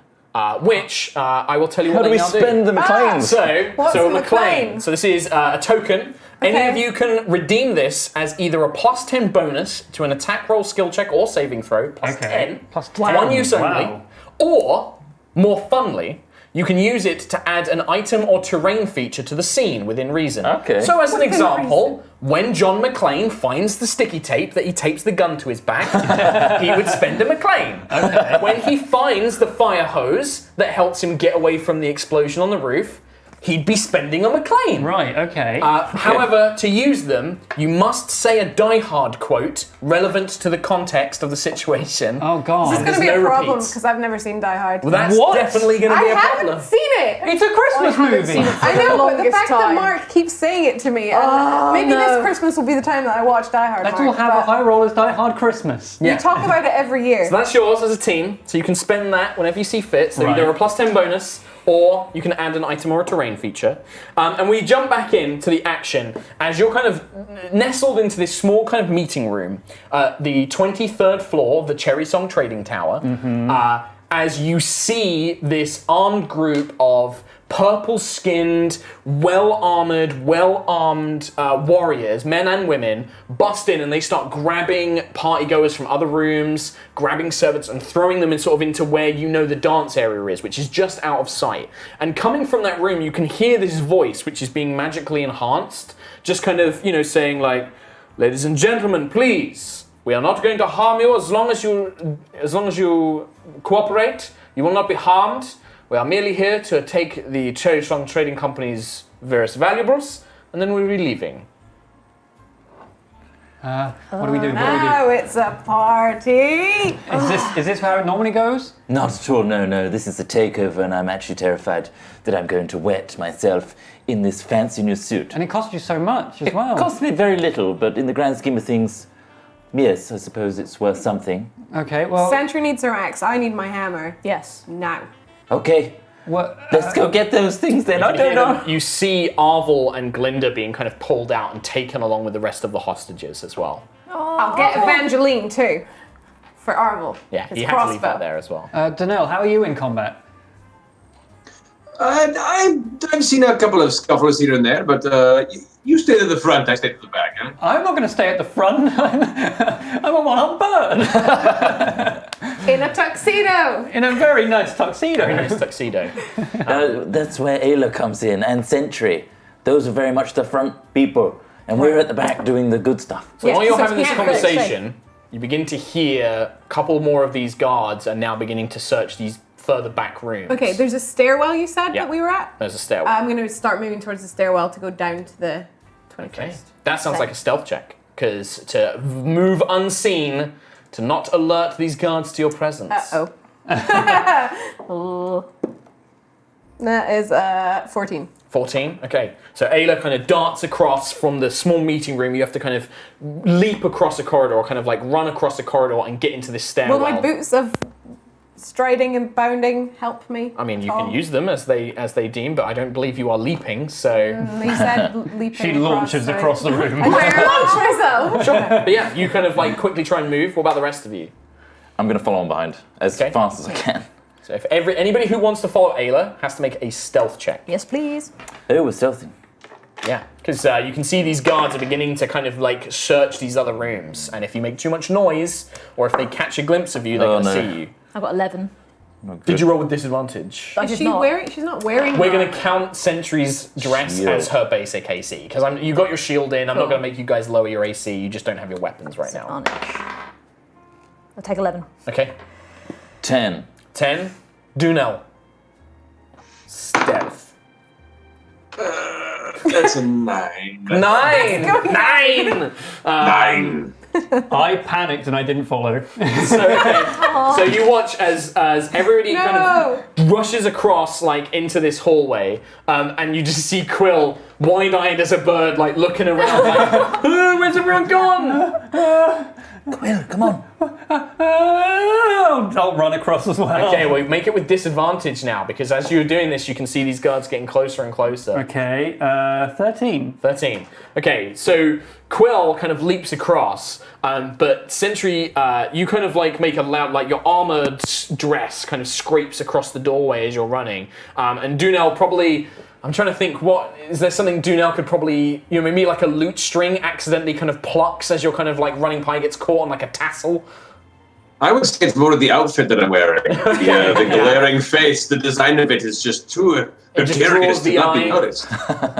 So you're not sure if you've been spotted. You kind of just hear a kind of like a, like a noise, like a What's grunt. that Like, huh? Whose footprints are Whose these? footprints are these? I knew you'd be there with a Metal Gear with me, dude. So yeah, you kind of hear a kind of noise as we maybe just see the door kind of like swing closed for the stairwell. So Ayla at the front begins leading you down this kind of squared stairwell that leads down. The stairwell doesn't appear to go all the way down to the very bottom of this tower. It seems to only go down as far as the security checkpoint. But as you reach the stairwell, you begin to hear murmuring of voices. The door is closed. You can see it's a heavy wooden door. What do you guys want to do? Can you hear that? Can everyone else hear that? Yes. Oh, sorry. Is that the door into the security checkpoint? Yes. Okay. Go on. Can I put my ear to the door to see if I can hear Yeah, you can make a specifically what they're perception saying? check. Yeah, absolutely. Oh, that is a majestic 2. You put your Sorry, ears, I'm panicky. I've not been in this sort of circumstance before. lean Usually I'm in down. control. I don't know what's happening. place your round dwarven ear to the door, and that's when Quill is like, so what are we doing? It's like talking in your other ear, and you just Can you hear them? Can you hear them? I can't. It's too thick of a door. I'm sorry. Anything they're saying? Can you hear anything? We all need to remain calm! So as Lucius says my that in a God. very loud kind of panicked scream, you hear what sounds like another door being opened on the other side and footsteps approaching the door you are currently at in the stairwell. Whose footsteps are those? And from this you hear a, Theodus, I think somebody's behind this door. Is the spell still active? Yeah. The arcane lock should keep that door closed. Whoever's behind there, we don't need to worry about him, all right? Look, I gotta get the security system. Just give me a second, okay? They're trying to break into the security system. I haven't. We need to dispel. Does anybody know dispel? Dispel? I forgot. I didn't take that class. You didn't take the class? What do you mean class? There's a few classes on dispelling, and I thought, who needs dispel when you can spell? You know what I mean? So, Well, before the session, I didn't ready it. great. Why are we breaking the fourth wall now? I'm not. You are. Am I? Yes. Are there classes in the regular world? No, it's so strange. Anyway, Okay. to break your fourth wall breaking. So, I mean, you've not Arcane tried the door lock. yet. Yeah, I don't know. You guys can make an arcana. Anybody can make an arcana check to see if you know what that sort of I spell will does. absolutely do that. Do you know? I think this would be in your kind of repertoire. Ooh, 21. Okay, 16. 16. 8. 8. So both Quill and Dunel, you both know the arcane lock spell is used by wizards, abjuration wizards It's used by specifically. abjuration wizards. All right, calm it down, Birdman. I'm freaking out. You know that it basically locks things like doorways, windows, anything that can be closed, it shuts. It makes them harder to pick lock, but they can still be opened by magical means or dispelled. It just makes them harder to break into. So breaking them down or picking the locks becomes harder. Okay. Well, Vala, why didn't you... Oh, no, she's looking after Nova. Why did she drink so much? I just kick the fuck out of the door. Sure, yeah. Yeah, straight athletics check. So you just try and shoulder barge this door. Oh no! We're tipped from a 19. That's so annoying. So it's only a 9. It's a 9, man. It's almost like if you could think of something to say, the power. I don't have it. Oh, maybe your team. Can I say the quote for her? Yeah, sure. Okay, let her kick the door in first. Yeah. So, Okay. All right. So you spend the McLean. Okay, that will go. And you hear this kind of wood splintering smash as you kick the door off. And behind it, the guy who was behind it is also thrown backwards. Good, like, excellent. he's thrown to the clear. And then... as he lands and turns his face around, I look at him and go, "Welcome to the party, pal." See, that's it. This guy gets it. Nice. Nice. So, at that point, we're going to show the map. So, Ayla, you step in, and then we'll have sort of everybody else kind of filler in behind. Whoop. As you see the security checkpoint, Lucius, you stay there. So, one guy is currently on the ground. Whoop. You can see that a door has been opened. Right. And there are 2 more of these kind of heavy, purple-looking fellows. Have we got to move? Yes, just gently move it forward. Hello? Here it comes, dropping into frame so elegantly. And this way. Beautiful. That's it. You did it. There we go. So proud of you. So you can see the security checkpoint. There is a small fountain in the middle, and you can see there are these 3 of these armed kind of brute thug-looking guys. But behind the security desk, where the dwarves were kind of checking you in to start with, you can see a dark-skinned wizard with spectacles, short kind of cropped hair, and he's fiddling with like crystals and runes and that sort of thing. Is he? It's just like, oh, damn, that god's down. And he's like, come on, deal with these guys. And that is going to be initiative for everybody. Here we go. Let's get some initiative. Wow, going. I rolled like trash again. Woo! Natural 20. Then puts me at 23. Nice. Awesome. Oh, yeah. So, let's... Someone has to go first. I don't think it's going to be me or Ayla. I rolled a 2. I also rolled a 2. You did? I rolled a 2. Whoa. So I'm at 6. What did you get? Unnatural 20. So, Unnatural. just 20 total for Sentry Yes. initiative. 20. Ayla, 6. Quill, 4. Dunal, 23. 23. Lucius, 17. 17. And then for me, for my bad guys... Bad guys. Bad guys. So we've got a 19 for Thaddeus, the wizard. Oh, and then a natural 20 for the mercenaries. Whoa, high rolls today. I roll. We did it. We put the name. However, with such witty repertoire, it could only be Dunel's go first. True. Rock and roll. So how many mercenaries are in the chamber? So looking in just right in front of Sentry, there is a collapsed doorway under which one of these mercenaries is kind of pulling himself free. And then there are 2 more just behind him, one coming out of the armory door and then one in the corridor. And then at the very far end of the room, you can see the wizard. So if you can see on the screen, the wizard is down here. And then there are 3 mercenaries. Yeah. These two guys are still standing up. Yes, and then one is This not. one's on the Right. floor. And to confirm, the wizard is on their side, it seems. It does seem that way, yes. He seems to be ordering them around. I'm going to turn to the wizard, just glancing at his face, and be like, "Oh, hi, it's been a long time, my friend." And I'm going to definitely cast Charm Person towards him. Okay, Nice. so to do that, you'll just need to move into the room a little bit. So I'll move you up next to Ayla. So I've got a lovely dwarf miniature with a drum, because that's the only thing I had. So you move in and you gesture to him, and you cast Charm Person, right? So what's your spell save DC for me, Matthew Mercer? 13. Do I want to roll it? No, you don't. No, I don't. I'm going to counterspell it. Okay. So he kind of looks over and sees you beginning to weave this kind of strands of magic in the words. He's like, no, none of that. And he snaps his fingers and you feel the magic kind of fade out of the air. And then he's like, hey, guys! The dwarf's a spellcaster! Kill him! And he's like pointing towards you. To which I respond, hey, it's about time for me to get to the backside once more. I push the rest of the room. Spend the rest of your movement going to the back of the line again. Yes, back out of the chamber. So you're currently in this little stairwell along with Quill and Lucius, basically. Welcome back. It's much safer here. You tried your best. So one of the mercenaries will get up, and because he can't really get away from Ayla, he will just pull out a small mace.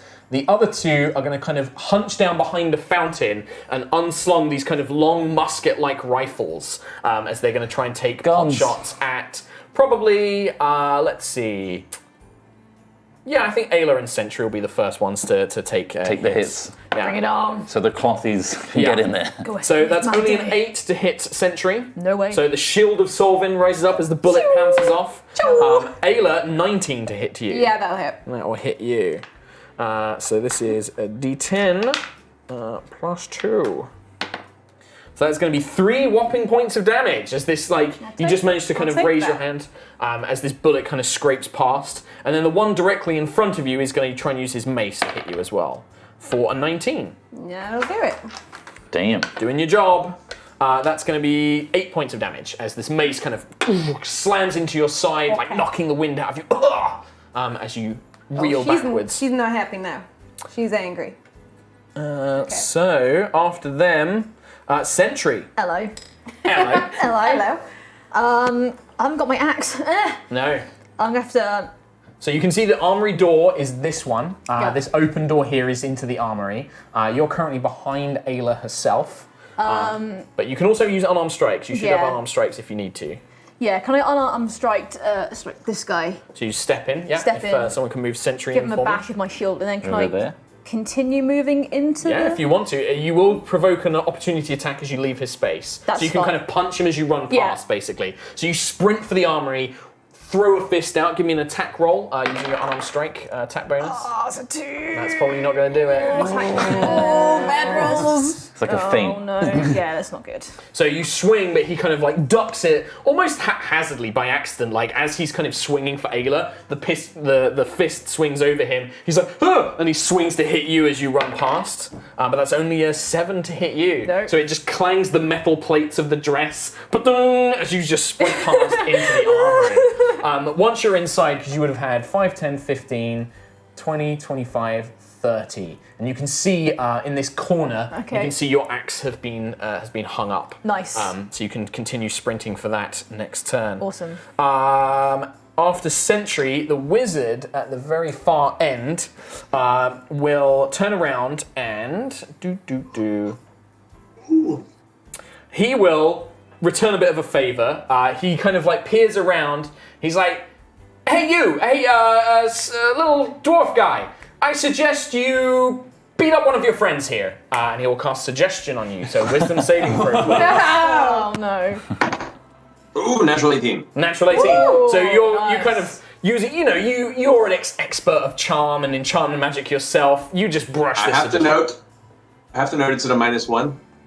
7, It's a 17. 17? 17 still. 17. That's still enough? Still a success. Still a success. Okay, good. Nice. So you managed to wave off this suggestion power as he's like, ah! No, they're my friends. They just bought me this nice outfit. I did spend a lot of money. Nicely Speaking of, Lucius. I'm going to walk in behind Aelia. Elia? Ayla. Loom behind Ayla. And cast Armor Agathis on myself. Okay, first level. First level. Okay. So you watch as around his beautiful outfit, this kind of icy armor kind of erupts all around I hope Lucius. this doesn't ruin the fabric. Or is it up both sides or just the moon side? Oh, Yeah. both Very- sides. Very My Want to Hero be very well Academia. protected. So you just surround yourself in ice. So that's your action. Yes. So that's you. Ayla. Okay, so I would know that my weapon is Yes, in here as well, yeah. because I saw them put it in. Yep. So I'm going to rage for one. So you watch as Ayla rages, you see lightning and storm cloud begin to coalesce around her forearms, around her neck, as these like coils of lightning begin arcing up and down her skin. And I'm gonna punch him in the face as I run past into the room. Are you going to punch him recklessly? Yeah. Yeah, you know what? Sure. Love it. 20 to hit? 20 hits. Okay, so it's just 5 damage, I think, for an unarmed strike, so it's but 1 plus you'll need to make a save for my so lightning. that is a 13. Ah, damn it! That is my DC. And it's a 1 anyway. point. One. Classic 1 point of damage.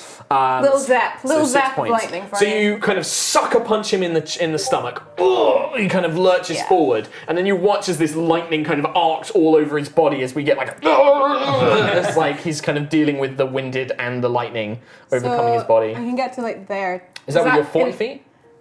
Oh wait. You have 40 feet. Yeah, you can do. so 35. So actually I can get like right into So the yeah, corner. so you when I actually get my get turn- your hand on your hammer, and then as a Okay. bonus action you can. Oh no, bonus action was to rage. So yeah, next turn you So can pick up next your. time I can pick up my hammer. Yeah, pick up your hammer. Perfect. Quill. Okay, I'm going to throw a calm emotions into the mix again. Okay. And I can do it on that center guy, and it hits all the bad dudes. Okay. So and it's a wisdom saving throw. Yeah, charisma. No, charisma. Charisma saving yeah. throw against everybody. And what's the DC? 13. Okay. So guard 1, fail. Guard 2, fail. Yeah. Guard 3, natural 20. So that's a fail. And then the wizard, that is a what was it? DC 13. Yeah. 13. So is that a pass or a fail? It's a pass. But 2 of the guards suddenly go like, "Hey, why are we fighting?" And they're like, "Oh, hey," and they kind of like, hey, you want to leave?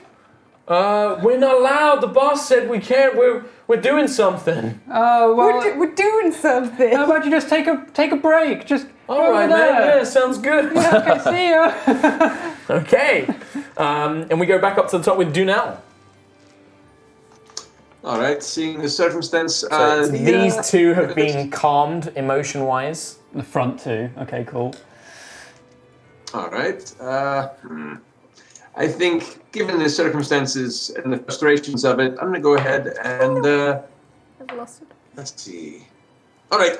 So the mage, the mage over on that side, angrily telling me to go and hit my friends, makes me very unhappy. And I go, you know what? No, I'm not going to hit my friends, but you're going to go ahead and take a nap. How about that? I'm going to go ahead and cast sleep in the far corner where that mage is. Oh, Okay, nice. are you casting it at a high level or just at first? All right. So I'm going to try and keep it at the point where it's just focusing on that corner so it doesn't divide it amongst. You can easily creatures. target it, so it would literally hit Yeah. just him. Are you doing this at first level or higher? I'm going to cast it at second level. Okay. Woo. So you get the extra This D8. guy's asleep. Yeah. Shit, 2d8. Oh, is it 2D8 Oh. now? Come on, sleep. 14, 17, Oh, damn. 20. Come on. Ooh. 32. Oh no! Just so you watch as his eyes really heavily, like it was so close, honestly, it was so close. You watch as his eyes flutter close, he's like, I don't want to. Would you guys kill him already? And then he's just like, oh, Vaz is gonna kill us. As he kind of like turns back to his business. But he kind of shakes his fist towards Dinell. 2 of the mercenaries will, as they're just like, hey guys, stop fighting. They're gonna move over to this, wall. They just kind of sit down, put their arm off that. Oh man, we're beat. And they're just like, you guys shouldn't be here. And they just kind of disregard you. The other one looks at them and it's like, what are you guys doing? And then he'll get his rifle and he'll take aim at Dunel now after the orders of his boss, after the mage. And he will take a shot with his Thunderstone rifle for a 12. Does that hit Dunel? That does not with a 14. You leap out of the way as the bullet into the stone wall next to you. As you hear this crack of thunder. I'm gonna stay. I'm stood right behind him. And it hits you, no. So you kind of dodge to the side as the bullet impacts slightly behind you. And then we go to Sentry. Woo-woo. Can I get my axe? Yes. Yay. So it takes you 5 feet of movement, and Yep. then you grab your axe. So 5, 10, 15, 20, 25, and then you can get there with about 30-foot movement. Awesome. Yeah, sounds good. So you're just going to start making your way towards the fun? Yeah, I'm going to spend my way towards the fun. Yeah. Okay. You could spend your... If you can't attack, you could always spend your action to dash if you wanted to. Get in his face. I could get right in his face. Yeah. In his face. Do you want to go up to the Can guard? I get right in this guy? So this guy? Yeah, that guy. Yeah, get right in his face. Yeah. You can, in fact, using dash, you could probably like position yourself so you're like Yeah. there. And then that way Nice. you can easily get to the wizard. Okay, Nice. so that was sentries go. The wizard, he's like, oh, now she's got a weapon. And he will start stepping out. And he will... No, in fact, he's going to keep his cover. He's going to kind of hunch down, point at you, and 4 magical orbs of force, a magic missile. He's going to fly out. Bring it on. So 44 plus 4, so 5, Oh, they definitely hit as well. 10, 14 points of damage. Nice. As you a lot. kind of... You feel Oh, these damn. blasts of kind of blue magic just bam slam into your back from this wizard as he's kind of crouching behind this desk, desperately trying to seek cover. He's like, "Come on!" Just gesturing to the rest of you. Nice. And then we go to Lucius. Okay. I'm going to go into here. What's everybody do? Oh, it's where the weapons are. Now I see. So you go into the armory, look around. gonna- Ayla's like got her hands on a hammer and is just about to leave. I'm going to peek out from this wall. Okay. And Melf's acid arrow this dude right Okay, here. great. Take it away. Okay, so that is a spell attack. Not far off from getting another 17 plus McLean. 5? 17 plus 5 is definitely going to hit. Yeah. 44. I've got 44 right here, Chris. Oh, thank you. It's very There you kind. are. Thank you for 44. Acid damage. So that is 4, 5, 11. 11 points of acid points to damage. him. You watch as this guy kind of just melts away. You just watch as like parts of him begin sloughing off. You hear like a gurgle, like. I really need to stop using that spell. And then because it has a acid spell of over My first level, your dichromancy goes dichromancy. off. So you can do what is it? That was a second level spell. Second level spell plus charisma mod is +3, isn't it? So 5 points of damage to who? I'm going to do it to the wizard. To the wizard. So you kind of pull off from one of the orange gems of your new outfit, you pull off this kind of strand of magic and then throw it into this kind of dart shape that hits the wizard. He's like, and he's like patting his arm out. He's like, oh, there's 2 spellcasters. I don't want to do this. You've just killed my one guy. I'm so sorry. I'm trying to have a party. Ayla. Hi! Okay, I'm gonna grab my hammer as my bonus. Now, would Ayla know that those guys are coming No. or not care? So you're just She gonna wouldn't come out. know. This Okay. is the thing. Yeah. She wouldn't know She was in because the she room. wasn't in the room when that happened. So, yeah, she probably Are you just going gonna. for the... No! This huge barbarian woman. I wouldn't have heard it. No, I love it. I love it. This guy looks up and he's like, hey. So give me an attack. Are you going reckless? No, just a regular attack. Okay. It's a natural one. No. Oh, no. So as you're swinging the hammer down, the guy just looks up at you and is like, what are you doing? And so like, and then you kind of pull the hammer back at the last minute and kind of having realised that this guy's under the effects of worked this in our favour. spell. That kind of worked. Yeah. There you go. You still have a bonus action. Would you like to blast him with lightning? No, my bonus action was pick up my hammer. That was true. Yes, that was true. So you do that, you grab it, you run into the guy, miss. Quill. Okay, can I put a hand up and have it sort of glow, ready to do the guiding bolt, and aim it towards the wizard guy and say, look, your two guards, they're calmed. This one has been melted. Lucius, you melted him. It's a good idea if you just stand down now. Okay, so that's what you say, and then Yeah. you're gonna ready an action. Guiding bolt if he doesn't Okay. listen. Comply. Okay. All right. So we go to Dunel at the very top of the round. So you've heard Quill kind of issue this ultimatum, and you can see the wizard kind of crouched down by the desk. But right now, you're not quite sure what he's going to do. Right.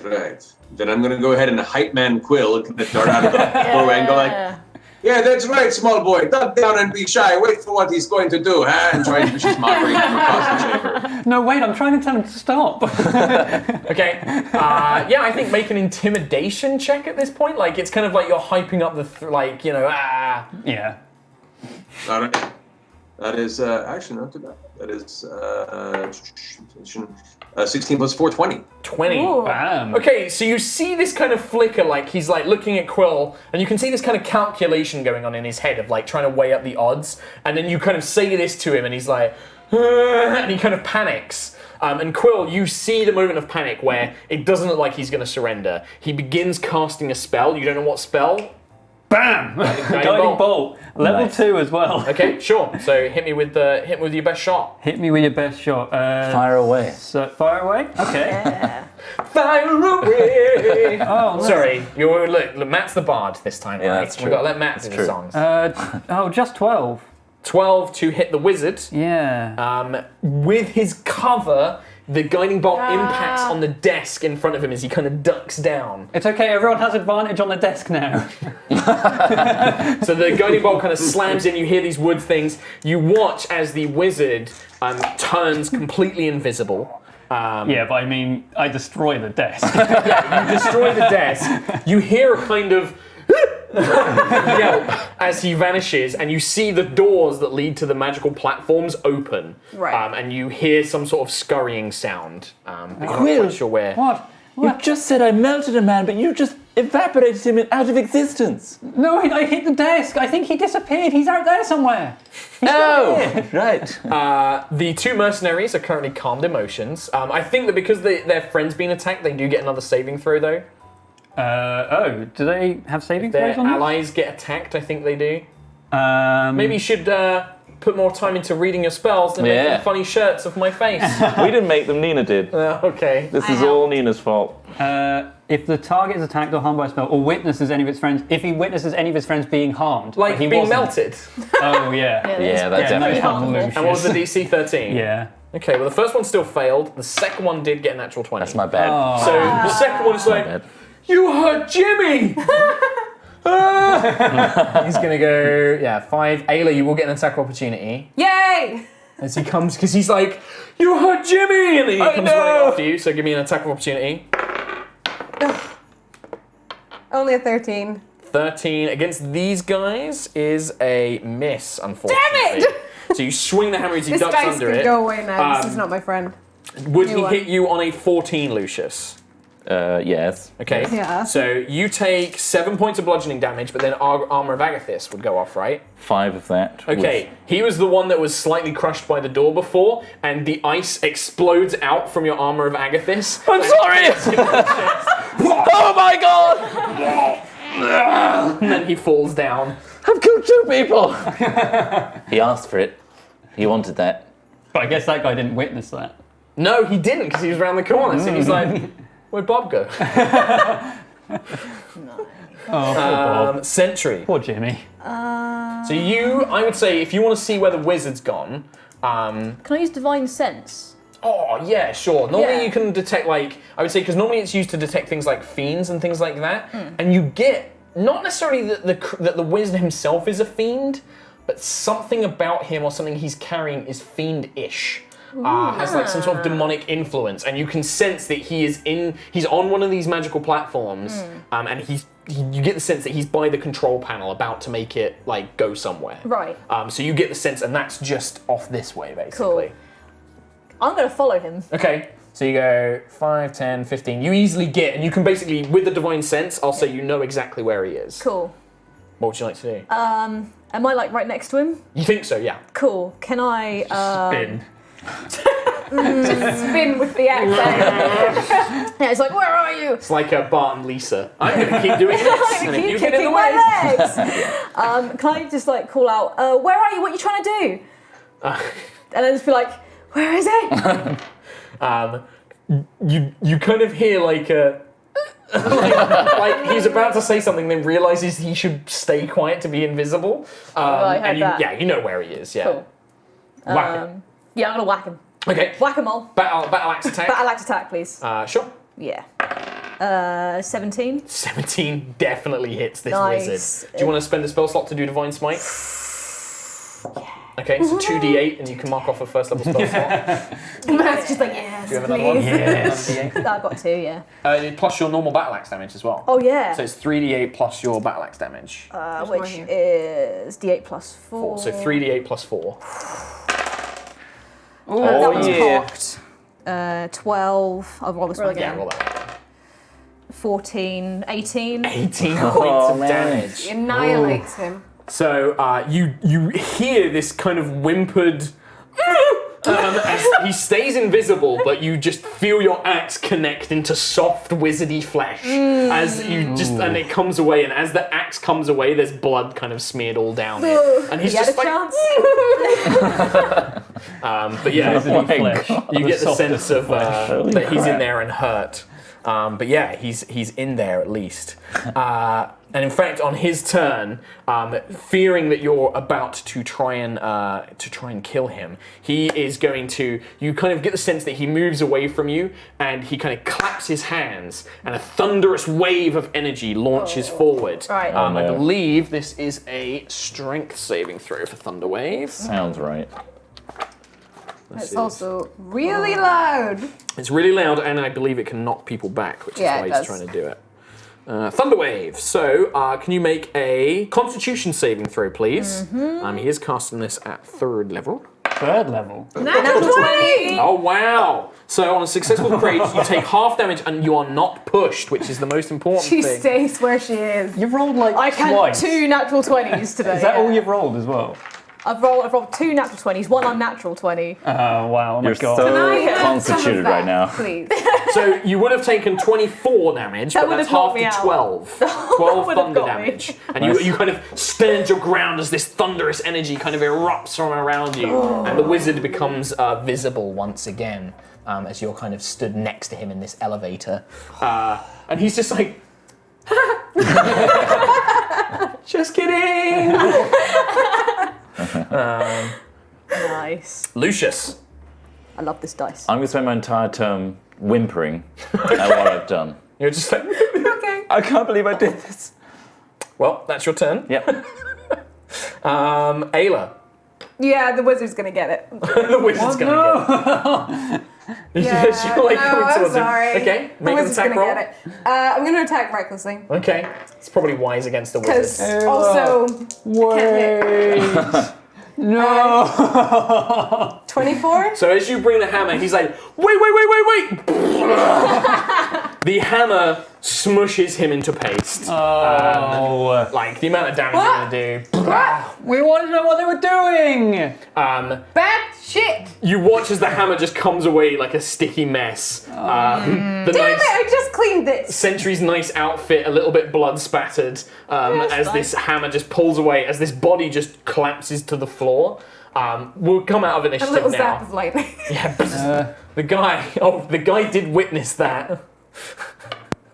Passes. But he's like, yeah, I'm still really cool. Like, he is pretending that he is still under the influence. Okay. Seeing that this seems to be the only reason that he has survived. Hey you, what's your name? Ted?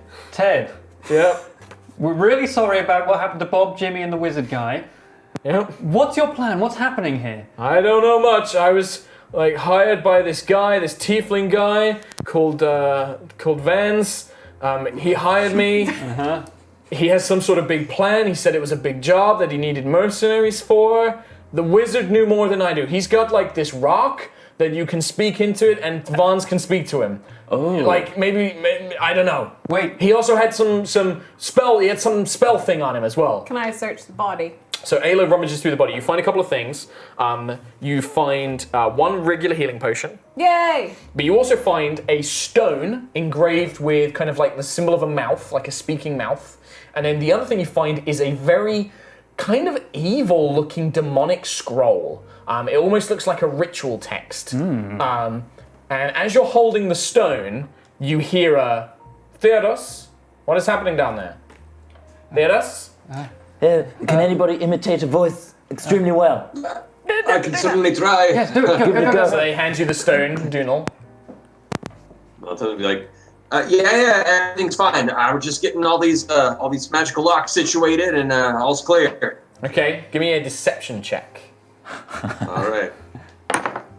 Natural 15, actually, plus 7, so 22. 22. Jesus. I wasn't going to have to actually check the insight on this, but I think I am on this one.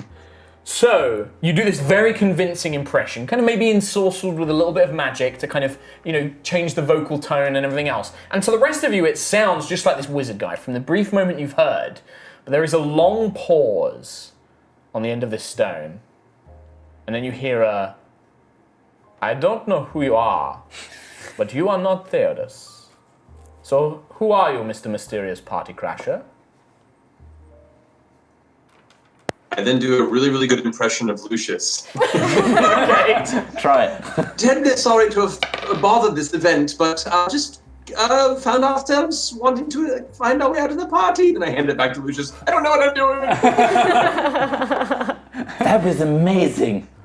Well, Mr. Thank you so Sky much. Elf, I don't know who you think you are, but you found yourself in quite a precarious little situation. I killed 2 men. I'm so sorry. I'm gonna take the stone from Lucius and just put it on the ground. I think we should just call it quits. Go get Arvel, maybe. Arvel, But it's probably Hello? Oh shoot! Hello? You just see this guy trying to talk. We need to know what they're doing. I'll pick up the stone. Okay. What's your name? Oh, it seems that How we you have doing? a little disadvantage. My name is Vans. Vans! Booby! Very good. I like it. Well, we're down here and we've just taken out a couple of your guards. Quite impressive, Mr. Party Crasher. We also found a wizard. He was tinkering quite a lot. What was he trying to do exactly? Well, his first job and most important one has already been accomplished.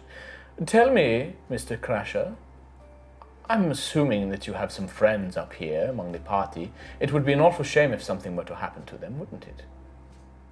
No, no. I don't know anyone up there.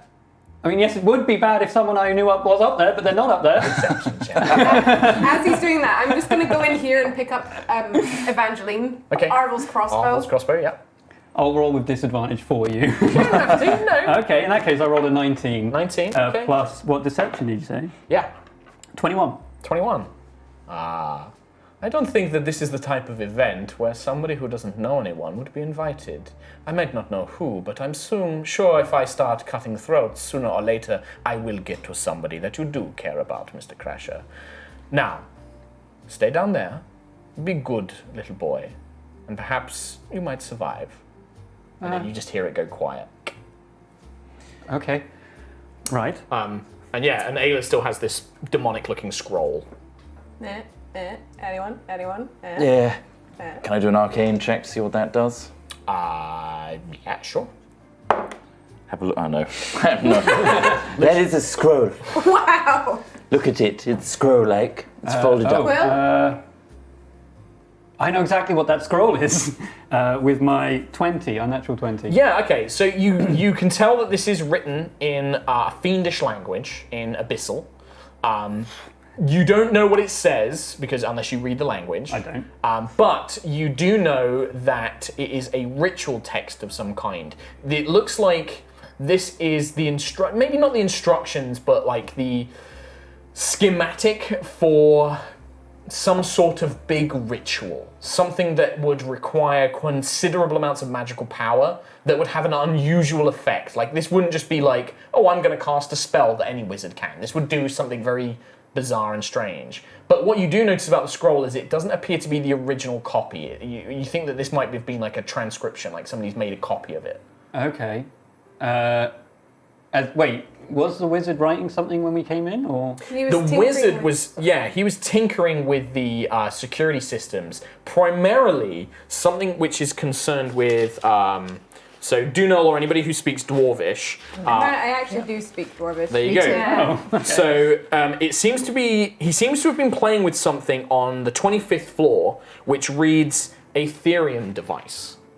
And I would know Ethereum from talking to Lucius. Yes, Ethereum is a metal which houses magical energy and can both enhance magical energy. And a lot of times it's used for powering things like airships. It could also be used to power particularly powerful magical effects.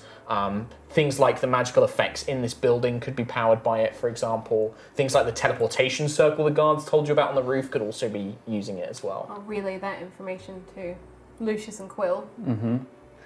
That is not good. Ethereum is very potent. No, I know. That As you guys are starship talking- that crashed. Don't like it. Yes. Not a fan. The magical platform that the wizard was on goes up.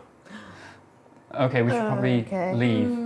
And it would have been cool if we put someone on there and then wrote something on his body that said, "Now I have a Thunderstone rifle, ho ho ho." But Do you want to do that retroactively? I want to do that retroactively. Retroactively, Quill, like using like magical blood, you write on the wizard's top. What do you Now I write? have a Thunderstone rifle, ho ho ho. We get a cinematic cut of the elevator arriving up on the party thing. A halfling woman looks over.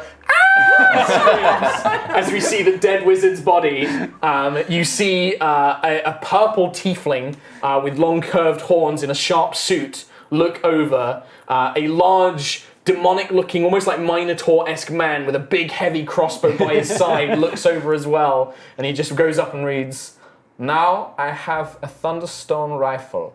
Ho, ho." Go down there, Karlag. Retrieve the scroll.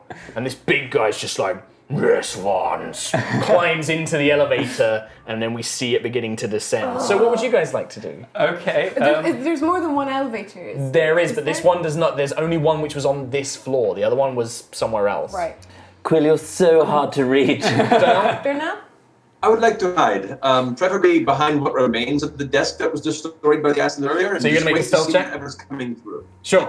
Yep. Can we see that coming back down already? Yeah, you can see like the little lights beginning to light up. Wait, was your name Ted? Guard? Ted? Well, how about you go through there and you tell them that we're just not here? Okay. Does that sound like a good idea? Yep. Is that something you're going to do? He's lying. Is he lying? No. Because You you can know make what an happens. insight. You can make an insight check. So do now make a stealth check for me. I did. It's a 16 plus 4, so 20. 20. Okay. 10. Unnatural 20. You're pretty sure this guy's pretty terrifying, but you're not sure how much that will hold up if he's threatened by the other people. You know what'll happen though if you're lying to us, because I will find you, Yep. and I'll just hold the warhammer, a little bit of Yep. lightning crackles You smashed his around head. it. Yep. Yep. Yep. Cool. Okay. Good to know. And he then just looks at the elevator. I'm just gonna walk back through. Round So you're gonna hide into- in the armory. into here. Okay. Quill and Sentry. I'm going to hide in the other room. So you go into what appears to be like some sort of guard barracks. Yeah. Yeah, put on the other side. I'll go in with Ayla and Lucius, and I'll like look around with the rifle. Like, I don't know why I told them I have this. I can't use it. I've only got one hand. Okay, so as you guys close the doors, I need all of the rest of you, apart from Dunel, to make stealth checks. Okay. Ooh. 12. Oh. 23. 19. Nice. Finally a good one. 14. 14. So what was yours, 12. Sentry? 12. So you're the lowest. So, Oh my god. Big boy. Big guy. So appearing out of the elevator, you see this large, bolstering form, like curved Looks like demonic the Beast horns. from Beauty and the Beast. The miniature Honestly, is somewhat representative, all right? But you see this large, like, man with these curved horns, long blonde hair, carrying a modified crossbow, kind of steps in. And he's flanked by two other guards.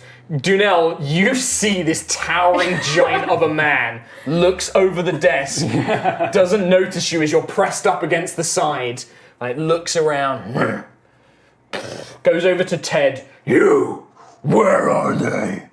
And he just looks up. He's like, "Craig, I don't know. They ran upstairs somewhere when they saw the elevator coming."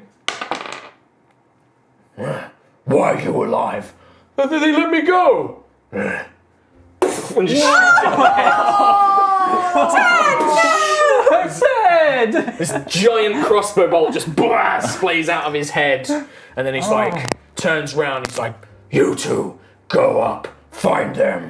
And then he begins making his way to the stairwell as these guys leave. and then he begins stomping his way upstairs. We need to get out of here. And the elevator platform, leaving nothing in the shaft, like just an empty shaft leading up. I'm not a big fan of lowland parties. Let's just get Arvel and go. Okay, right. Well, we need to go up into the main room. Arvel's up there with everyone else. The big guy's just gone upstairs. Oh, hang on. I've got this card. It was a gift. I can use this spyglass card, and I will name. So I saw the room they were gathering all the hostages in. Mm-hmm. So I'll name that room, and I can create an invisible orb that allows me to look through it. Using your new conjurer card. Oh. So you hold the card up. CCTV. It hovers in the air for a second, flashes, and yeah, you see this kind of spectral spyglass shimmer, and then your vision suddenly changes, and you can now see kind of like a security camera in Rainbow Six, kind of scanning around, black eye camera. You can see the hostage room, and you can see like they're all huddled together, and Arvel is like holding Glinda, this other dwarven woman, like quite closely, and like is obviously whispering something in her ear. And you can see that there are about another 10, 12 of these guards, plus this purple-skinned tiefling who's speaking into one of the stones. Now with the spyglass, you can actually hear sound as well. As though I was scrying, yeah. So you overhear him, like, on the thing. He's like, Karlag, stop trying to find these people. Lock them downstairs, shut the doors and bar them. Prevent them getting upstairs. We can't have them reaching the Ethereum device. I don't want them disrupting the ritual. Yes. All right, do that and then meet me on the roof. It's time to begin. Okay, whatever they were planning, they're locking us down here so we can't interrupt their plan, but they're beginning, whatever it is. Does that help? No. What? Where? They're all upstairs where they were gathering all the hostage. The Vans, what's his name, Vans? Yes. Vans. He's upstairs with all the hostages. They're about to start the plan. They're going to lock us downstairs so that we can't interrupt it. So we should go Is Arvel up there? Arvel's up there, yeah. He's cuddling up to the woman he met. You can still flick back to the sensor. It lasts for an hour, so you can just choose to look at it as an action. Yep, he's still hugging her. So you can see, well, when you flick in, you can see that now the guards are beginning to pick the hostages up and gesture them into the stairwell, and it seems to be leading them upstairs. Oh, they're moving the hostages. They're moving the hostages upstairs. Then we need to go. We need to go up. But Okay. What's upstairs? What's upstairs from where we were? That would be the Ethereum device room and then the roof. Okay. Ethereum is bad. Well, what are they doing with all the hostages up there? Dunno. Well, we need to stop it if they're going to. Whatever it is, it's Maybe somehow connected to that demonic scroll that you had that you can understand. They might be sacrificing them or something. We should really just interrupt this. Yeah. Do you know? Did you have something? I was going to say, as far as I understand, we have the elevator, which is inaccessible because the guards took it up, and we have the stairway that we came in through, which currently has the big scary guy. Yeah. But the elevators, magic elevators, the platforms have lifted up. So imagine kind of like World of Warcraft, like you get these like metal kind of like barriers that kind of ascend that you stand on. But the shaft itself is still open, and you can see the doorways as it goes up. What? Interesting. All right. I have an idea. Does anybody have any rope? Any rope? Right. I think. Yes. I didn't carry it with this outfit. I'm sure that one of you will have something that substitutes as rope. If not, the armory would probably. Yeah, have I guess some. everyone's Yes. equipment is in this room. Yeah. Yeah, the All armory right. would have some. And looking at between Sentry and Isla, sizing them out, which seems to be the most physically capable? I imagine that would be Isla. I think they're quite literally We're as literally equally the same. strong as each other. So either one would be a good fit. All righty, but Isla seems to have a more aggressive demeanor, which I think could be useful. I like this I guy. will, He knows. He knows. I'm going to go ahead and take out my DOS loot Yes. and use my charge for the fly spell Yep. to go ahead and cast it on Isla. Wow. Okay. Okay. So you suddenly feel yourself become weightless, and you have this innate ability to fly. You know how to make yourself fly. You can zoom around 60 feet as what This you is need weird. to do. Really weird, but kind of awesome. Okay, so rope. I'm guessing you want me to go and pull you guys up? That's what I'm thinking. Maybe if you can go ahead and manage to get the next doorway up open and help us get back up in time, you would be the point person for. Sure. I'll do that. I'll go up So the shaft. And are you going to start go? Where are you fly. going to go? To the Aetherium floor or the roof? Which one? Which one are we going to go to? Ethereum floor. I feel like that's where the bad things are. Quill, you heard. So yeah, you heard that they're taking the hostages to the Ethereum room. Yeah. But Vans, this leader, seems to be going to the roof. Where would you like to go? Where would you suggest that we go? Well, it's up to me. My concern is... You know Ethereum more than I do. Is it more could split important the to see party. that? No. No. What? Amazing idea. My concern is if we start tinkering with the Ethereum, that's going to really annoy Vance, and he's going to start assassinating hostages or something. Do something we need reckless. to kill him, right? So let's. We don't have to kill anybody. I've killed 2 people I already. mean, I feel like he should die. Why? You can't have a sequel to Dice Hard if he doesn't die. So. He's got to die. So, Right. It's predetermined. So we either stop just do him what on the you want. roof, or we go to try and rescue the hostages. What's on the roof? The teleportation chamber thing, teleportation circle. It seems to be where he was headed, but he's sending the hostages to the floor below it, to this Ethereum device. We should get Arvel. I'm not actually sure we'll be able to get to the roof. If the lift is on that floor, we won't be able to get past that. So It goes all the way up to the roof. but it would be blocking. No. No? It's like a little shelter. There's a shelter. Yeah, trust me, you can get to the roof. There If might you be- want to go to the roof, Tom Hazer, you can go to the roof. There might be some access passages, access tunnels that we can crawl through. There you go. Nailed it. Let's assume the worst, and that they're bringing all the hostages to one place to use them as an energy source to do something terribly bad.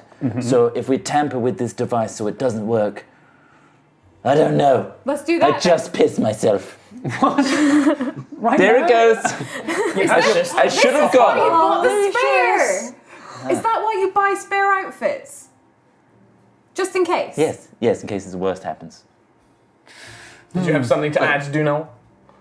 I was just saying, if perhaps if they're putting all the people somewhere, perhaps there has something to do with this device and this ritual thing. Maybe if it seems demonic in presence, maybe there's a sacrifice required, and they're planning to do this anyway. I'm going Maybe at least. there. Ethereum chamber. Okay. Right? Yes. Let's go Yes. there. Let's do it. Okay. Make a That's choice. good. I'll go up and then tie the. Okay. Find somewhere to tie the rope. Okay, so leaving Lucius in a puddle of piss, you fly up the elevator shaft thanks to the DOS loot. You fly up, you count the floors, and you reach the 24th.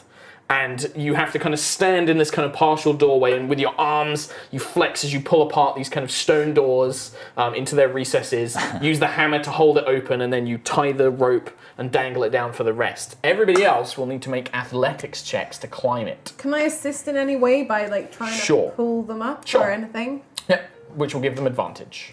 Okay. Excellent. So you got advantage. Have I got Roll this? twice. Roll It's only again. climbing a rope. No, you'd be rolling normal. Okay. You just roll once. 15's enough, so Yep. Sentry climbs up. Roll again. You got advantage. Would I? He doesn't, no. No, He's I got don't. one I've only arm. got one arm. You Oh, could of course. you could fly down and get Quill last. You could Could just I fly down carry and carry him? him up, yeah. Okay, I'll carry him. Wee. Wee. 8. 8, Dunel, athletics.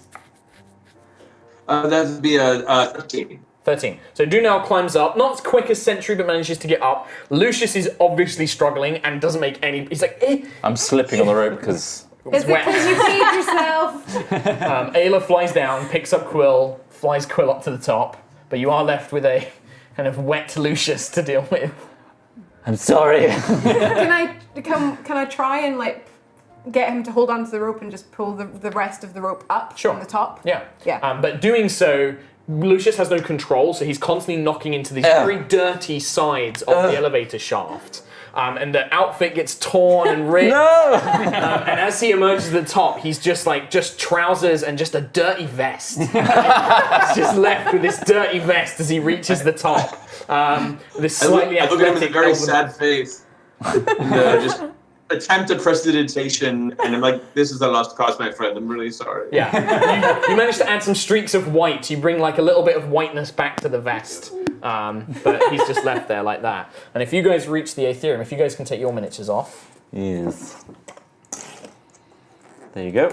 Okay. Another Oh. map. A whole new floor. I prepared 3 maps. Need 1,000 Nice. a minute to make Oh, 25k. come on. We're really close. we are to it. so well. Do it. You Please, better keep encourage going, everybody keep to going. get you another McLean. We need another McLean. Go. Desperately. Desperately. So close. 1,000 a minute. Go, go, Can we? go. Have we got a side camera? I don't know if we do. I don't think we do today. Oh wait, we maybe do. We have that no, one there. We've got just the one on you, so no, we don't. But it's fine. That's a lot. No, Of we got people. that one there. That might work. There it is. Ooh, Hey. Okay. fanciful. And then you guys are all sort of emerging. Come on, guys. Go on, guys. Go on, Donate Go for on. McLean. For McLean. For McLean. Yes. So, We're really close. Keep going. as you reach the top, What was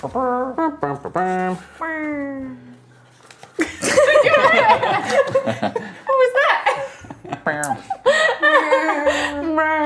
Okay, so opening the doors, there is a short corridor and then it opens up into a large plaza. You can see at the far end there is a curved wall with large glass windows that looks out onto the city district below. In the very center of the room, suspended above a glowing circle, is a sphere of metal, of pure Ethereum, from which various cables, lines, magical sigils draw away into the walls of the tower itself. You can also see that there are statues built onto raised platforms on either side of the room, and gathered in the far end in the curved section are dozens of hostages. I'll add Valor can be Glinda for now. You can see that they've had their hands bound in front of them and their legs tied, and they're kind of being positioned around this sphere. And you can now see that the sphere is slowly beginning to glow red, and the circle around it is kind of almost like veins are wrapping around the orb itself, these kind of black pulsating veins. And you can almost feel that there's something in the air being drawn away as you emerge from the top. And you can see the big blonde demonic figure on one of these stones. Are you in position, Vans? We're beginning the ritual now. The portal gate should be getting enough power to connect it to Avernus. And then you hear a kind of like, very good, Karlag. Make sure that you are out of there before the Ethereum sphere reaches full corruption. And then you watch as it begins to coalesce, as this red mist begins to drain the life out of everybody in the room. Wow. So, let's roll some initiative. Oh no. Oh, I'm laughing. Ah, natural 20. I wasted it on this. Yeah. That's how natural 20s work. You can waste them. Sentry. 13. Ayla. 24. Quill. 5. Dunal. 14. 14. Lucius. 18. Let's roll for Karlag, the Undying. Oh, good. He's got that in his name. He doesn't die. Yeah. Have you not seen? Carl doesn't die in Die Hard. That's true. Wait. Yes, he does. Not until the very end, does he? Spoilers. I haven't seen it, Tom. God. Yeah. Yes. If anybody hasn't seen Die Hard, spoilers. Okay, so you reach the top, and Ayla, you got 24? Yeah. All right, so you see this happen. And yeah, you begin to feel this necrotic life force beginning to drain life away. What would you like to do? You see 4 of those mercenaries. Yeah, do I see that it's coming, like, the draining is happening from this... sphere itself. The sphere. Yeah. Okay. I want to say to Lucius, because I know that he knows Ethereum, Uh-huh. if I hit that, will it stop? Can I roll an intelligence check? Your family worked with Ethereum for years. No, so you probably think that if you could hit it hard enough to destroy it, yes. But Ethereum is very, very tough. It's resistant to non-magical weapons, and judging by how it's charged with energy, anybody who hits it will probably get a backlash of energy back. You need to be a bit more precise with how you disable it. It would probably require Arcana checks to be able to slowly disable the device itself. Don't hit it, you'll get hurt. Hit the big guy. Got it. And Yes. I'm going to rage again. The lightning crackles up and down your arms once more. And I'm going to hit the big guy. Bam. Oh, So as you man. kind of charge in, this guy turns around, this big ugly face with blonde hair kind of framing it. You, I'll kill you. And then you charge in with a hammer. Can I try and, as I'm running up to him, slide Evangeline across the floor to Arvo? Do you have it taped to your back? No. Yeah. Okay. Does that give me bonus points? If you've got a McLean, maybe. But no, yeah, so you kind of like, Arvel, catch, and you throw it, and you see his little dwarf form, he's like, and he like reaches out his arms. Amazing. So just roll a dex check for me. Just roll a d20 plus your dex to start with. Oh, that was bad. 8. Okay, so the crossbow, which we will indicate with this tiny d4, lands just a bit too short. And it lands next to the sphere, but you can see Arvel's like reaching for it. But make your attacks against Karlag.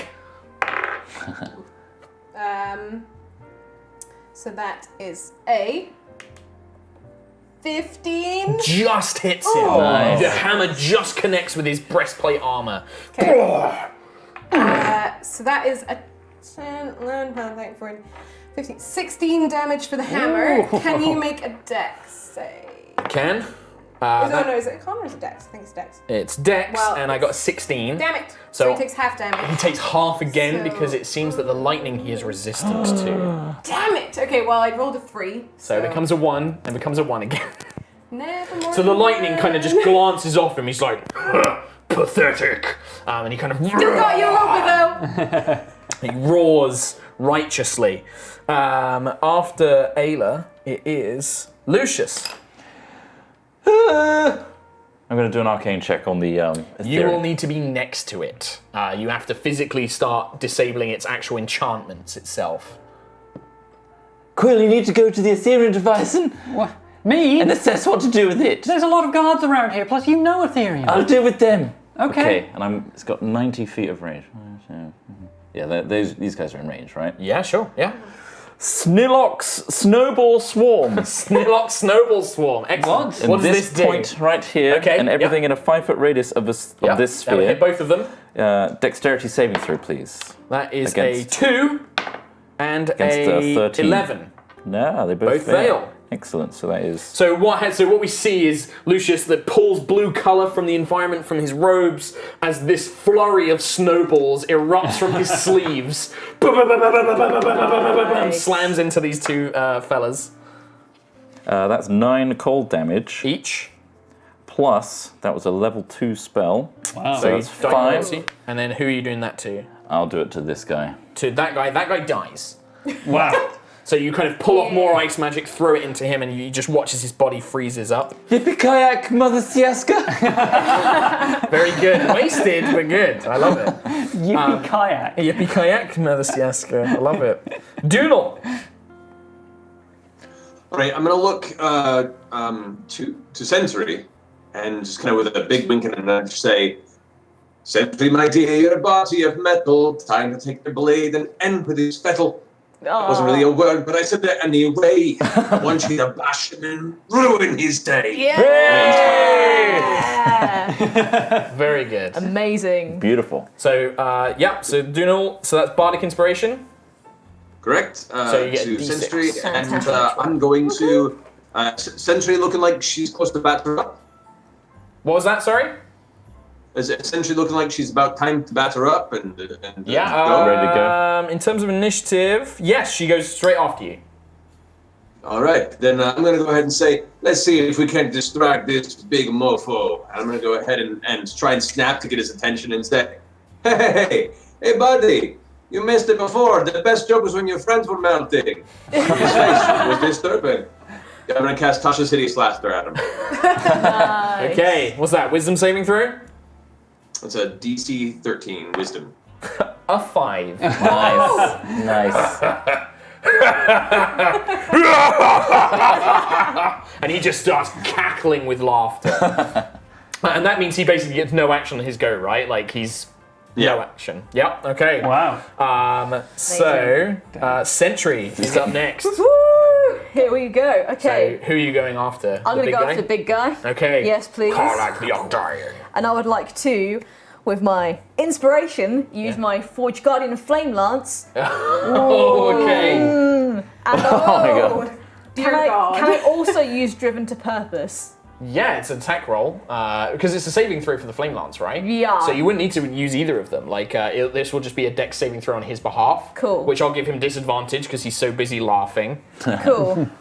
So you watch as Sentry runs up, stands in front of this guy, and Dunil, Matt, for your purpose, she brings up her kind of axe hand, and from the wrist section, these kind of metal plates slide aside, and a wand emerges in kind of like this long, sleek bracer, and from it, a beam of red fire just erupts forward in this long line, striking not just the big demonic guy, but the Aetherium sphere behind it as well, as this beam just...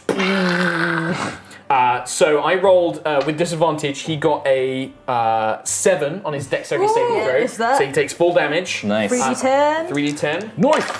Oh, one's on the Go floor. on, take this one. Cool. So that's 13 so far. 16. 16 points of damage. So you watch as that's going On to be both, right? But I get a d6. Do I get a d6 as well? That's only to attack rolls. So you don't Okay. add it to damage rolls. Okay. But you watch as he's scarred and still kind of laughing as this beam just like burns through part of his body and he's like just cackling. The Aetherium sphere, you watch as Sentry's beam hits it and you begin to see these kind of sparks of necrotic energy as part of it begins melting and drooping from the heat of it. Still intact but clearly damaged. He does get to make a wisdom saving throw with advantage against my spell, though, because the damage. Well, with advantage, that is a 15. Okay, so he does get it. Okay. So he's like, okay. So that was your action, Sentry. Your move. Anything as a bonus action? No, I'm good. Nope. I Okay. think I'm good. So the mercenaries will turn around. Oh, Yeah, I know. Okay. It's nice. So the mercenaries begin taking positions and they're going to fire shots. We'll fire at the 3 casters. So 1 for Quill, 1 for Lucius, 1 for Dunal. Okay. So Hasn't even yet. Quill, 9 to hit. Nope. Oh, so yeah, it's only 1 attack. Lucius, a 8 to hit. No. God, I cannot roll today. Good. And then Dunal, a natural 1. So these guys, in a panic, are just like, they're kind of classic action movie thugs, right? Like, lots of noise, nothing actually hits the heroes as you guys duck for cover and dodge out of the way. Nice. But then Sorry. Karlach, the Undying, he turns around and he's going to make an attack roll with his giant, and you can see this giant crossbow has like a drum mag of bolts, and he's going to fire once at Ayla and once at Sentry. So let's see. So Sentry, that is an 18 to hit. Oh, yeah, my ace Ayla, that's a 19 to hit. yeah, that'll hit. Okay, this looks like it's going to be pretty painful. Oh, cool. Will I take half damage? You will, yeah, from this one. So that's going to be 11, 15 points of damage. As you're slammed in the chest by these huge bolts. I'm out. You're unconscious? I'm down. So Sentry falls to the floor unconscious. Oh shit. And then you watch, he's going to spend his 1 legendary action, which he gets for the whole combat.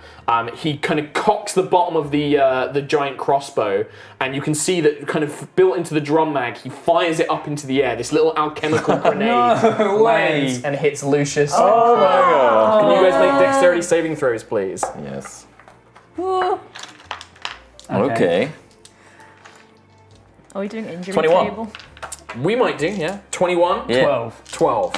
So you're going to take full damage, Quill. No, you're no. taking half damage, Lucius. Okay. So 10, 16, so 8 for Lucius. Oh, 16. Fire damage. That's a lot. And can you give me a constitution saving throw, please, there? What was that, an injury? 10. Are you? Oh. Is it a 10 total? 10 total. That's a success. Oh. Okay. So it's not a lot of I'm damage. kind of disappointed. So you watch as Sentry falls down. This big joint like sticking out of her metal wooden construct frame, this huge crossbow bolt. This grenade goes off behind them as he's just like, "Bah!"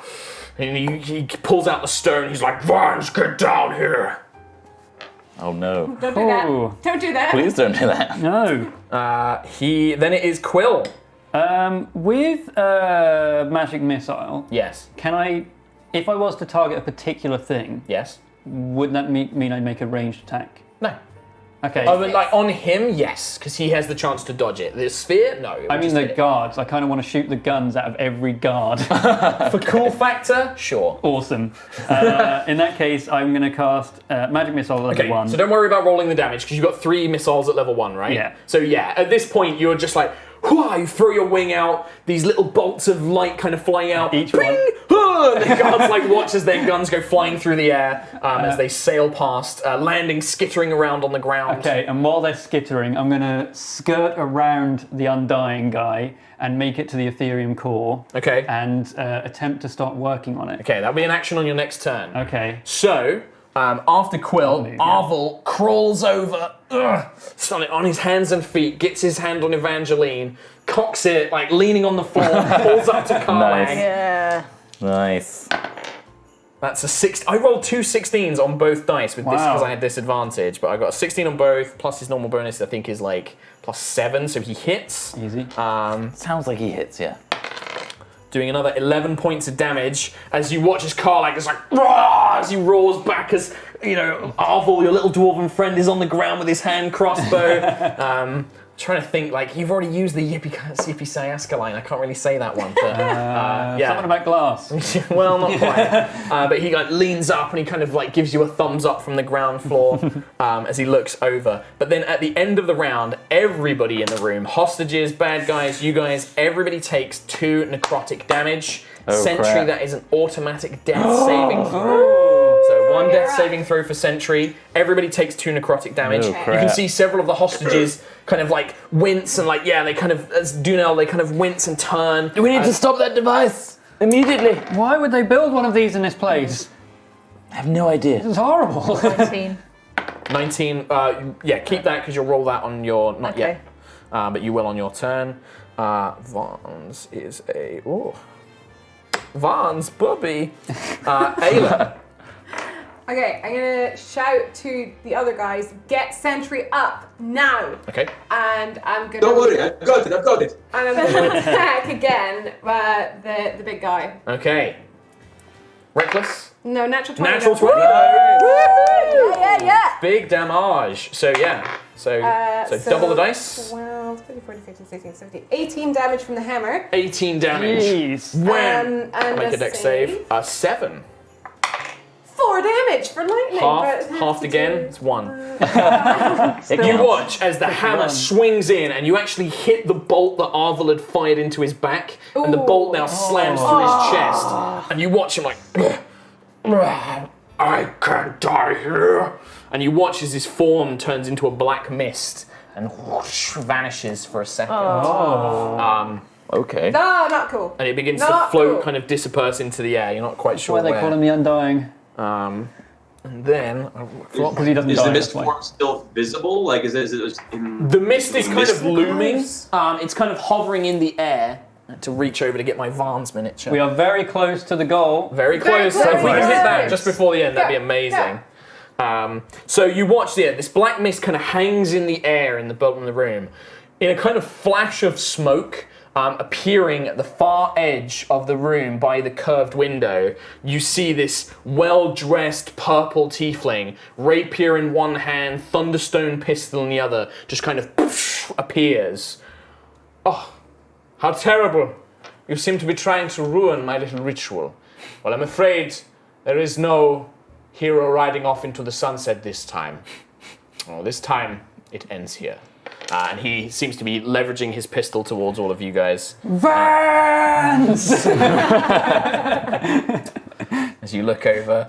After Vans, because it's his action to teleport down, Lucius. Dunel, you've got Sentry, right? I do, don't worry, I got it. Hello, Mr. Vance? I've killed so many people. I don't want to add you to the list. Don't make me do this. What are you doing? What are you gesturing with? If he so much as smirks or says anything to the contrary, I'm going to do Melf's acid arrow on him. Okay. Perfect. So you kind of... Release the hostages! I'm afraid not. I'm afraid I need them to power a gateway to Avernus, so I can bring my demonic lord into this world. I don't know why I'm doing Gunel's voice now. Matthew Mercer. Well, we went to school together, right? It's a long story. Ladies and gentlemen, I need to get his voice. But yeah, he doesn't, you're not sure how it's going to go, but you put I'm that. readying the action. Ready the action, for that. okay. Duno, your go. I'm going to step forward a bit and glance over and say, My metallic goddess, it is not your time. So I'll smooth. cast Healing Word on her for... Okay. Nice, 7 points. 7 hit points. Yeah. So you are 7 from hit 0 points. to 7. Excellent. Cool. And Excellent. then I Thank look you over very towards our new tiefling friend and say, I would be intimidated if we hadn't just made your friend turn into a fart. So far, I'm not so good in your direction, and use vicious mockery on him. I figured that was a vicious mockery coming. Unfortunately, that is a 18 wisdom saving throw. He's used to farting. Okay. Nice. It's just like, the little joker. I'm stuck in that voice now. He needs to be like Hans Gruber. The little joker dwarf. I'm afraid that Karlag will be returning to us shortly. And he gestures, and you can see the mist is already beginning to kind of descend and begin to coalesce. Oh no. Sentry, you are conscious. Cool. Half movement to stand up. Yep. I'm gonna cast Lay on Hands on myself. So you can do lay on hands on Lay yourself. on Hands on myself, full 20, please. 20 points. So you watch as kind of like a transformer, the kind of energy level is restored in the little gemstones in your eyes. Like prouder and like You get a little bit of the taller. touch, kind of like, you got the touch! Excellent. As it roars, arise, Sentry. Amazing. The silver goddess. Yeah, as you rise up, but that is your action. You've still got 15 feet of movement if you'd like to move somewhere. Ooh. I'd like to move on to one of the statue So, pillars, 5, 10. please. Oh yeah. Oh, Can I stand on one of those? Yeah, you can get as close to, and then you can begin making your way up. Awesome. For sure. Dankeschön. Dankeschön. The guards, in a panic, their weapons now gone, will just try and wail on Sentry with 2 maces. But neither of them can get through your defenses with your shield. You're like raising it up. One of them will rush towards Duno with a mace as well. I cannot hit Matt to save my life. 8s to hit you. Do a little bolero dance to the side. And then Karlag the Undying. Oh, he comes back. Of course he comes back. The mist coalesces and reforms. As long as my master lives, I will not die. Thank you for the exposition. Is this You your are master? welcome. And he will take a shot at Quill, who's near the sphere. Oh no. Oh no. That is a 16 to hit. Oh no. How Yeah, much damage? Hits. Yeah. A lot. Oh, 17. Oh, I'm down. 21. Wait, what's the rules on just upright? No, it's fine. You're Okay. not. Yeah, you're fine. So you watch as he fires another one of these bolts. Quill is dropped. Yeah. Bleeding to the floor. Oh. Bam. Nice. Quill. That's an injury Saving check, throw. isn't it? That as well, please. Constitution saving throw. Are we slightly higher 11 DC? plus. Wait, it's fine. Yeah, higher it's DC. fine. Okay, and my death save 4. That's so that's one. one failure. One Shit. failure. You gotta do something quick if you want to get through this alive. Ayla. Oh yeah. The necrotic. Oh yes, sorry. At the end, Arvel will break some of his bonds. He will turn around and fire a bolt at Vance. Nice. Misses, unfortunately. And then at the very end of the round, everybody is going to take 1 necrotic damage, but it's enough for a death saving throw, Quill. It Yep. is. You don't make a one save, away. it's just, yep, it's 1 down. Ayla. I'm going to go over to Quill and put a healing potion in his Okay. face. Healing potion. Yep. Quill, you get 7, 8, 9 hit points back. Damn. 9. Down the beak. Down the beak. Oh yeah, you prepared your action, didn't you? Yes, if he does. If he does anything. It's his go next, and yeah, he does look like he's going to do something, so give me with a Mel's acid arrow. Hiya! 16. 16 will just hit him. Oh yeah, boy. Okay. He's been Just well D4s. Mel's. You got enough? 4d4, please. Thank you. There you go. Don't forget it does damage on the round afterwards as well. I mean, you melted the first go, but 9 points of acid damage plus. That's a level 2. 5. Yep, so you do 5 to him as well. Him as well. So you watch as this acid splashes all over Vans, and he kind of raises his hand up, and it kind of gets on his face, and he staggers back a bit. Hey, kind of warned looking you! at this thing. He's like, and you can now see he's kind of pressed up against like this curved wall of looking out to the city. And he's like pressed up against it, but he's like, like holding his face, Is he? desperately looking around for who shot him, and he'll take a shot. I think he would have been aiming at, I'm trying to think who was in his way. Probably Ayla, actually. That is a 26 to hit you, That Ayla. might hit. Yeah. Maybe. And you are not next to any of his allies, though, so he doesn't get sneak attack. So that's a 13 points of damage, halved to 6. So as this bullet slams into your shoulder, you will not ruin my plans. I beg This to is mine. differ. After his go, Lucius, it's your go again.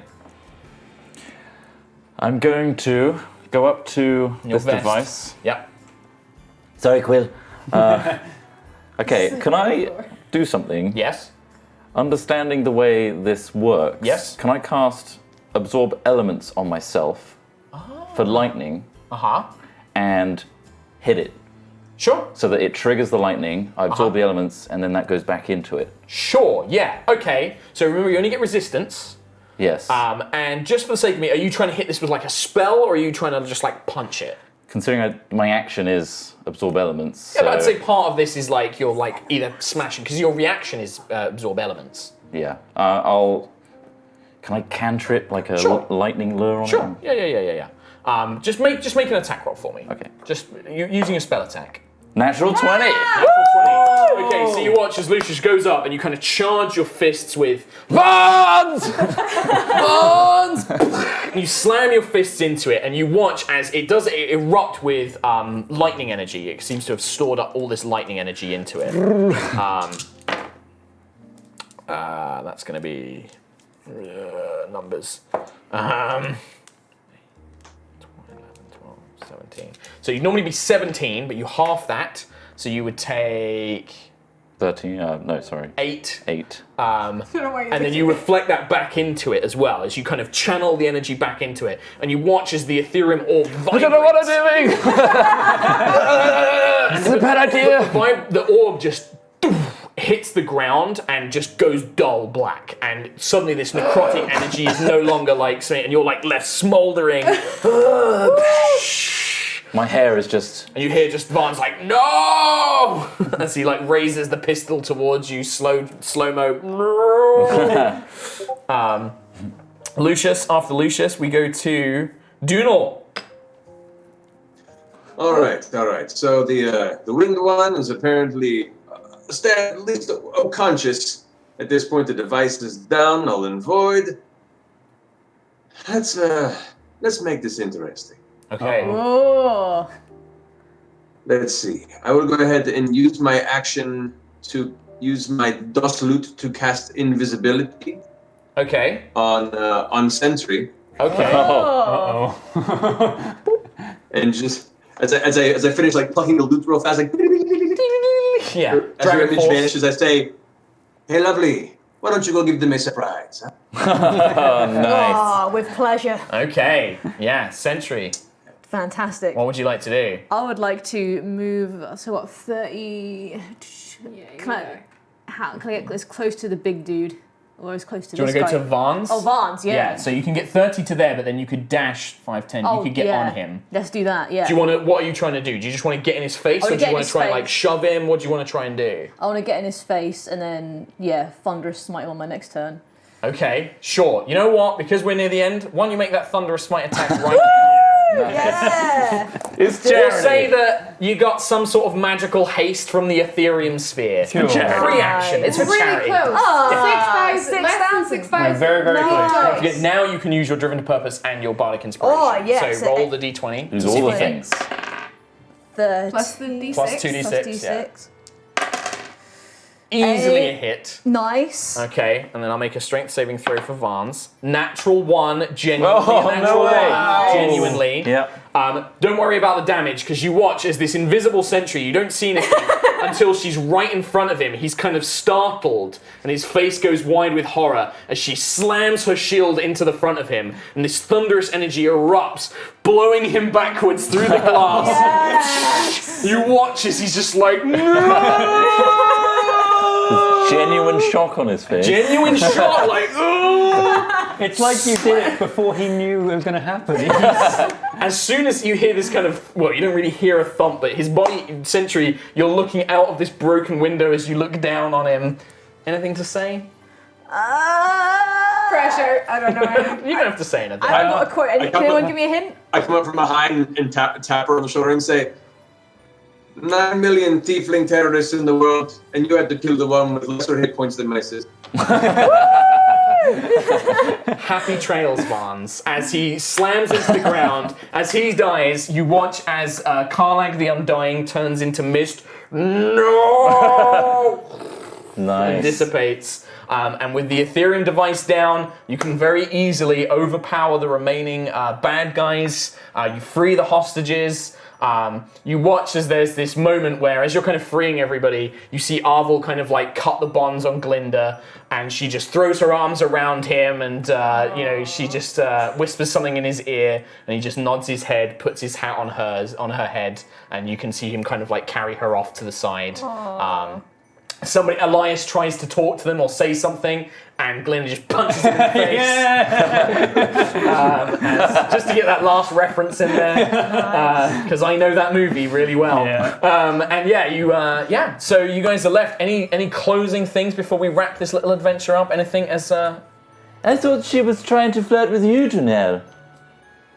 You know, at the very least, I was playing a very subtle wingman for a friend. Wait, was this all a plan? Yeah, absolutely. I'm not gonna lie. I prefer my companions more, I don't know, armored. Very nice. Dunel, you are given a hefty sack of gold for your payment in service to the Cherry Song Trading Company and your assistance in stopping this plot. Nice. You are given a hefty payment. The rest of you are given gold, more favors with this influential trading company in Gold Throne, and the party returns perhaps a little after a bit of time. People have had a bit of downtime. There is a small celebration with those who are not traumatized. Anything else? Anybody else want to add anything? I mean, when we got outside the building, were there like a huge police force waiting outside? Well, no, because nobody actually told the police anything was going on. I did have it in my notes that if you guys did, the dwarven guard officer, Calton Powell, tried to use sending to contact you. Scroll sending, yeah, of course. Ayla's just happy because she's like, I didn't have to dance. I got to fight people. We didn't dance. Dunel, I owe you a dance at some point. Well, there can be dance. I can play some music and we can dance right now anyway. Yeah. Yes. Oh, we get some. Yes. Yeah, we get some. I put away my lute and pull out my lyre instead and start plucking a nice celebratory holiday song. For us would it be something like a traditional St. Mira's Day song, like a festival song? The weather outside is frightful, but the dungeon is so delightful. Something like that. Something calming and soothing. As we see, I like to the scene is like we see Ayla drinking with a bunch of other survivors, all just downing this alcoholic thing. Lucius gets his dance with. Who would you try and dance with? I just start dancing and hope that everybody eventually takes their turn. I think that despite your kind of filthy attire, some very noble looking, a noble looking fellow or noble looking lady comes up and is like, oh yes, and starts dancing as we see those two waltzing around. What do we see Tuxedo Quill doing? Tuxedo Burb. I mean, can he dance? You can try. I'll try land Do you like the chicken? dancing. You're like, I don't know what land dancing is. You just kind of flap your wings and dance around a little bit. Sentry, do you dance with anybody? Can I pick Dunel up and put it on my shoulder as he's playing, and then Echo pops out and spins around as we're swaying around. So and we see this last thing as Sentry lifts Dunel up, holding him. As Echo spins around, flashing different different colours as we see like the scene fading away as Stone Garden drifts into nighttime. Nice. And that is where we're going to finish up this little Christmas adventure. Lovely. Well, thank you very Wonderful. much. With us pretty much We're at 98%. It's going up. So close. 98%. If we don't hit it, the professional stream with Nazi they will. hit it. They will hit it for sure. Guaranteed. There's going to be some dollar drives. Hey, let's do some things. Big shout out. Don't forget, check out humblebundle.com/yogscast. Get the bundle. It's $750 worth of games.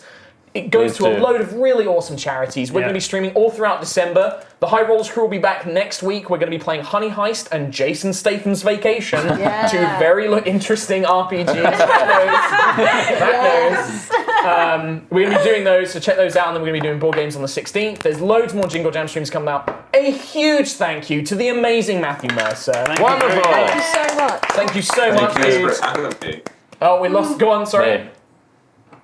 Oh, Jen, thank you guys so much for having me. It was an absolute pleasure. You're all amazing. You are. It's delightful to DM for you once again, Likewise. sir. I hope that was fun, and you got to enjoy a little bit of mad High Rollers stuff with us. If you want to check out more of our stream, it's not normally themed around movies, I promise you. Yeah. You can check that out on our YouTube channel. It's High Rollers D&D. You can go follow us on Twitter as well. Check out Critical Role. I'm sure most of you already do. Every Thursday on Critical Role and Geek and Sundry Twitch, I believe. You can check that out. Check out all the stuff Matt does. It's amazing. You can see more of us later on. Check out the Jingle Jam Humble Bundle. Yeah. We're going to hand things over to Nalzi, Ravs, and Xylus. That guy. For the professional stream. They're going to raise loads of money. Thank you so much for everybody who donated. Yeah. It's going to hit you. We've got it. We've basically got it. You guys, we've got it. 1.25. And with that, a warm thank you from all of us in the High Rollers. A big thank you once again to Matthew Mercer. And we'll see you for some more stuff next Sunday here on the Jingle Jam. Bye, everybody. Bye. Bye.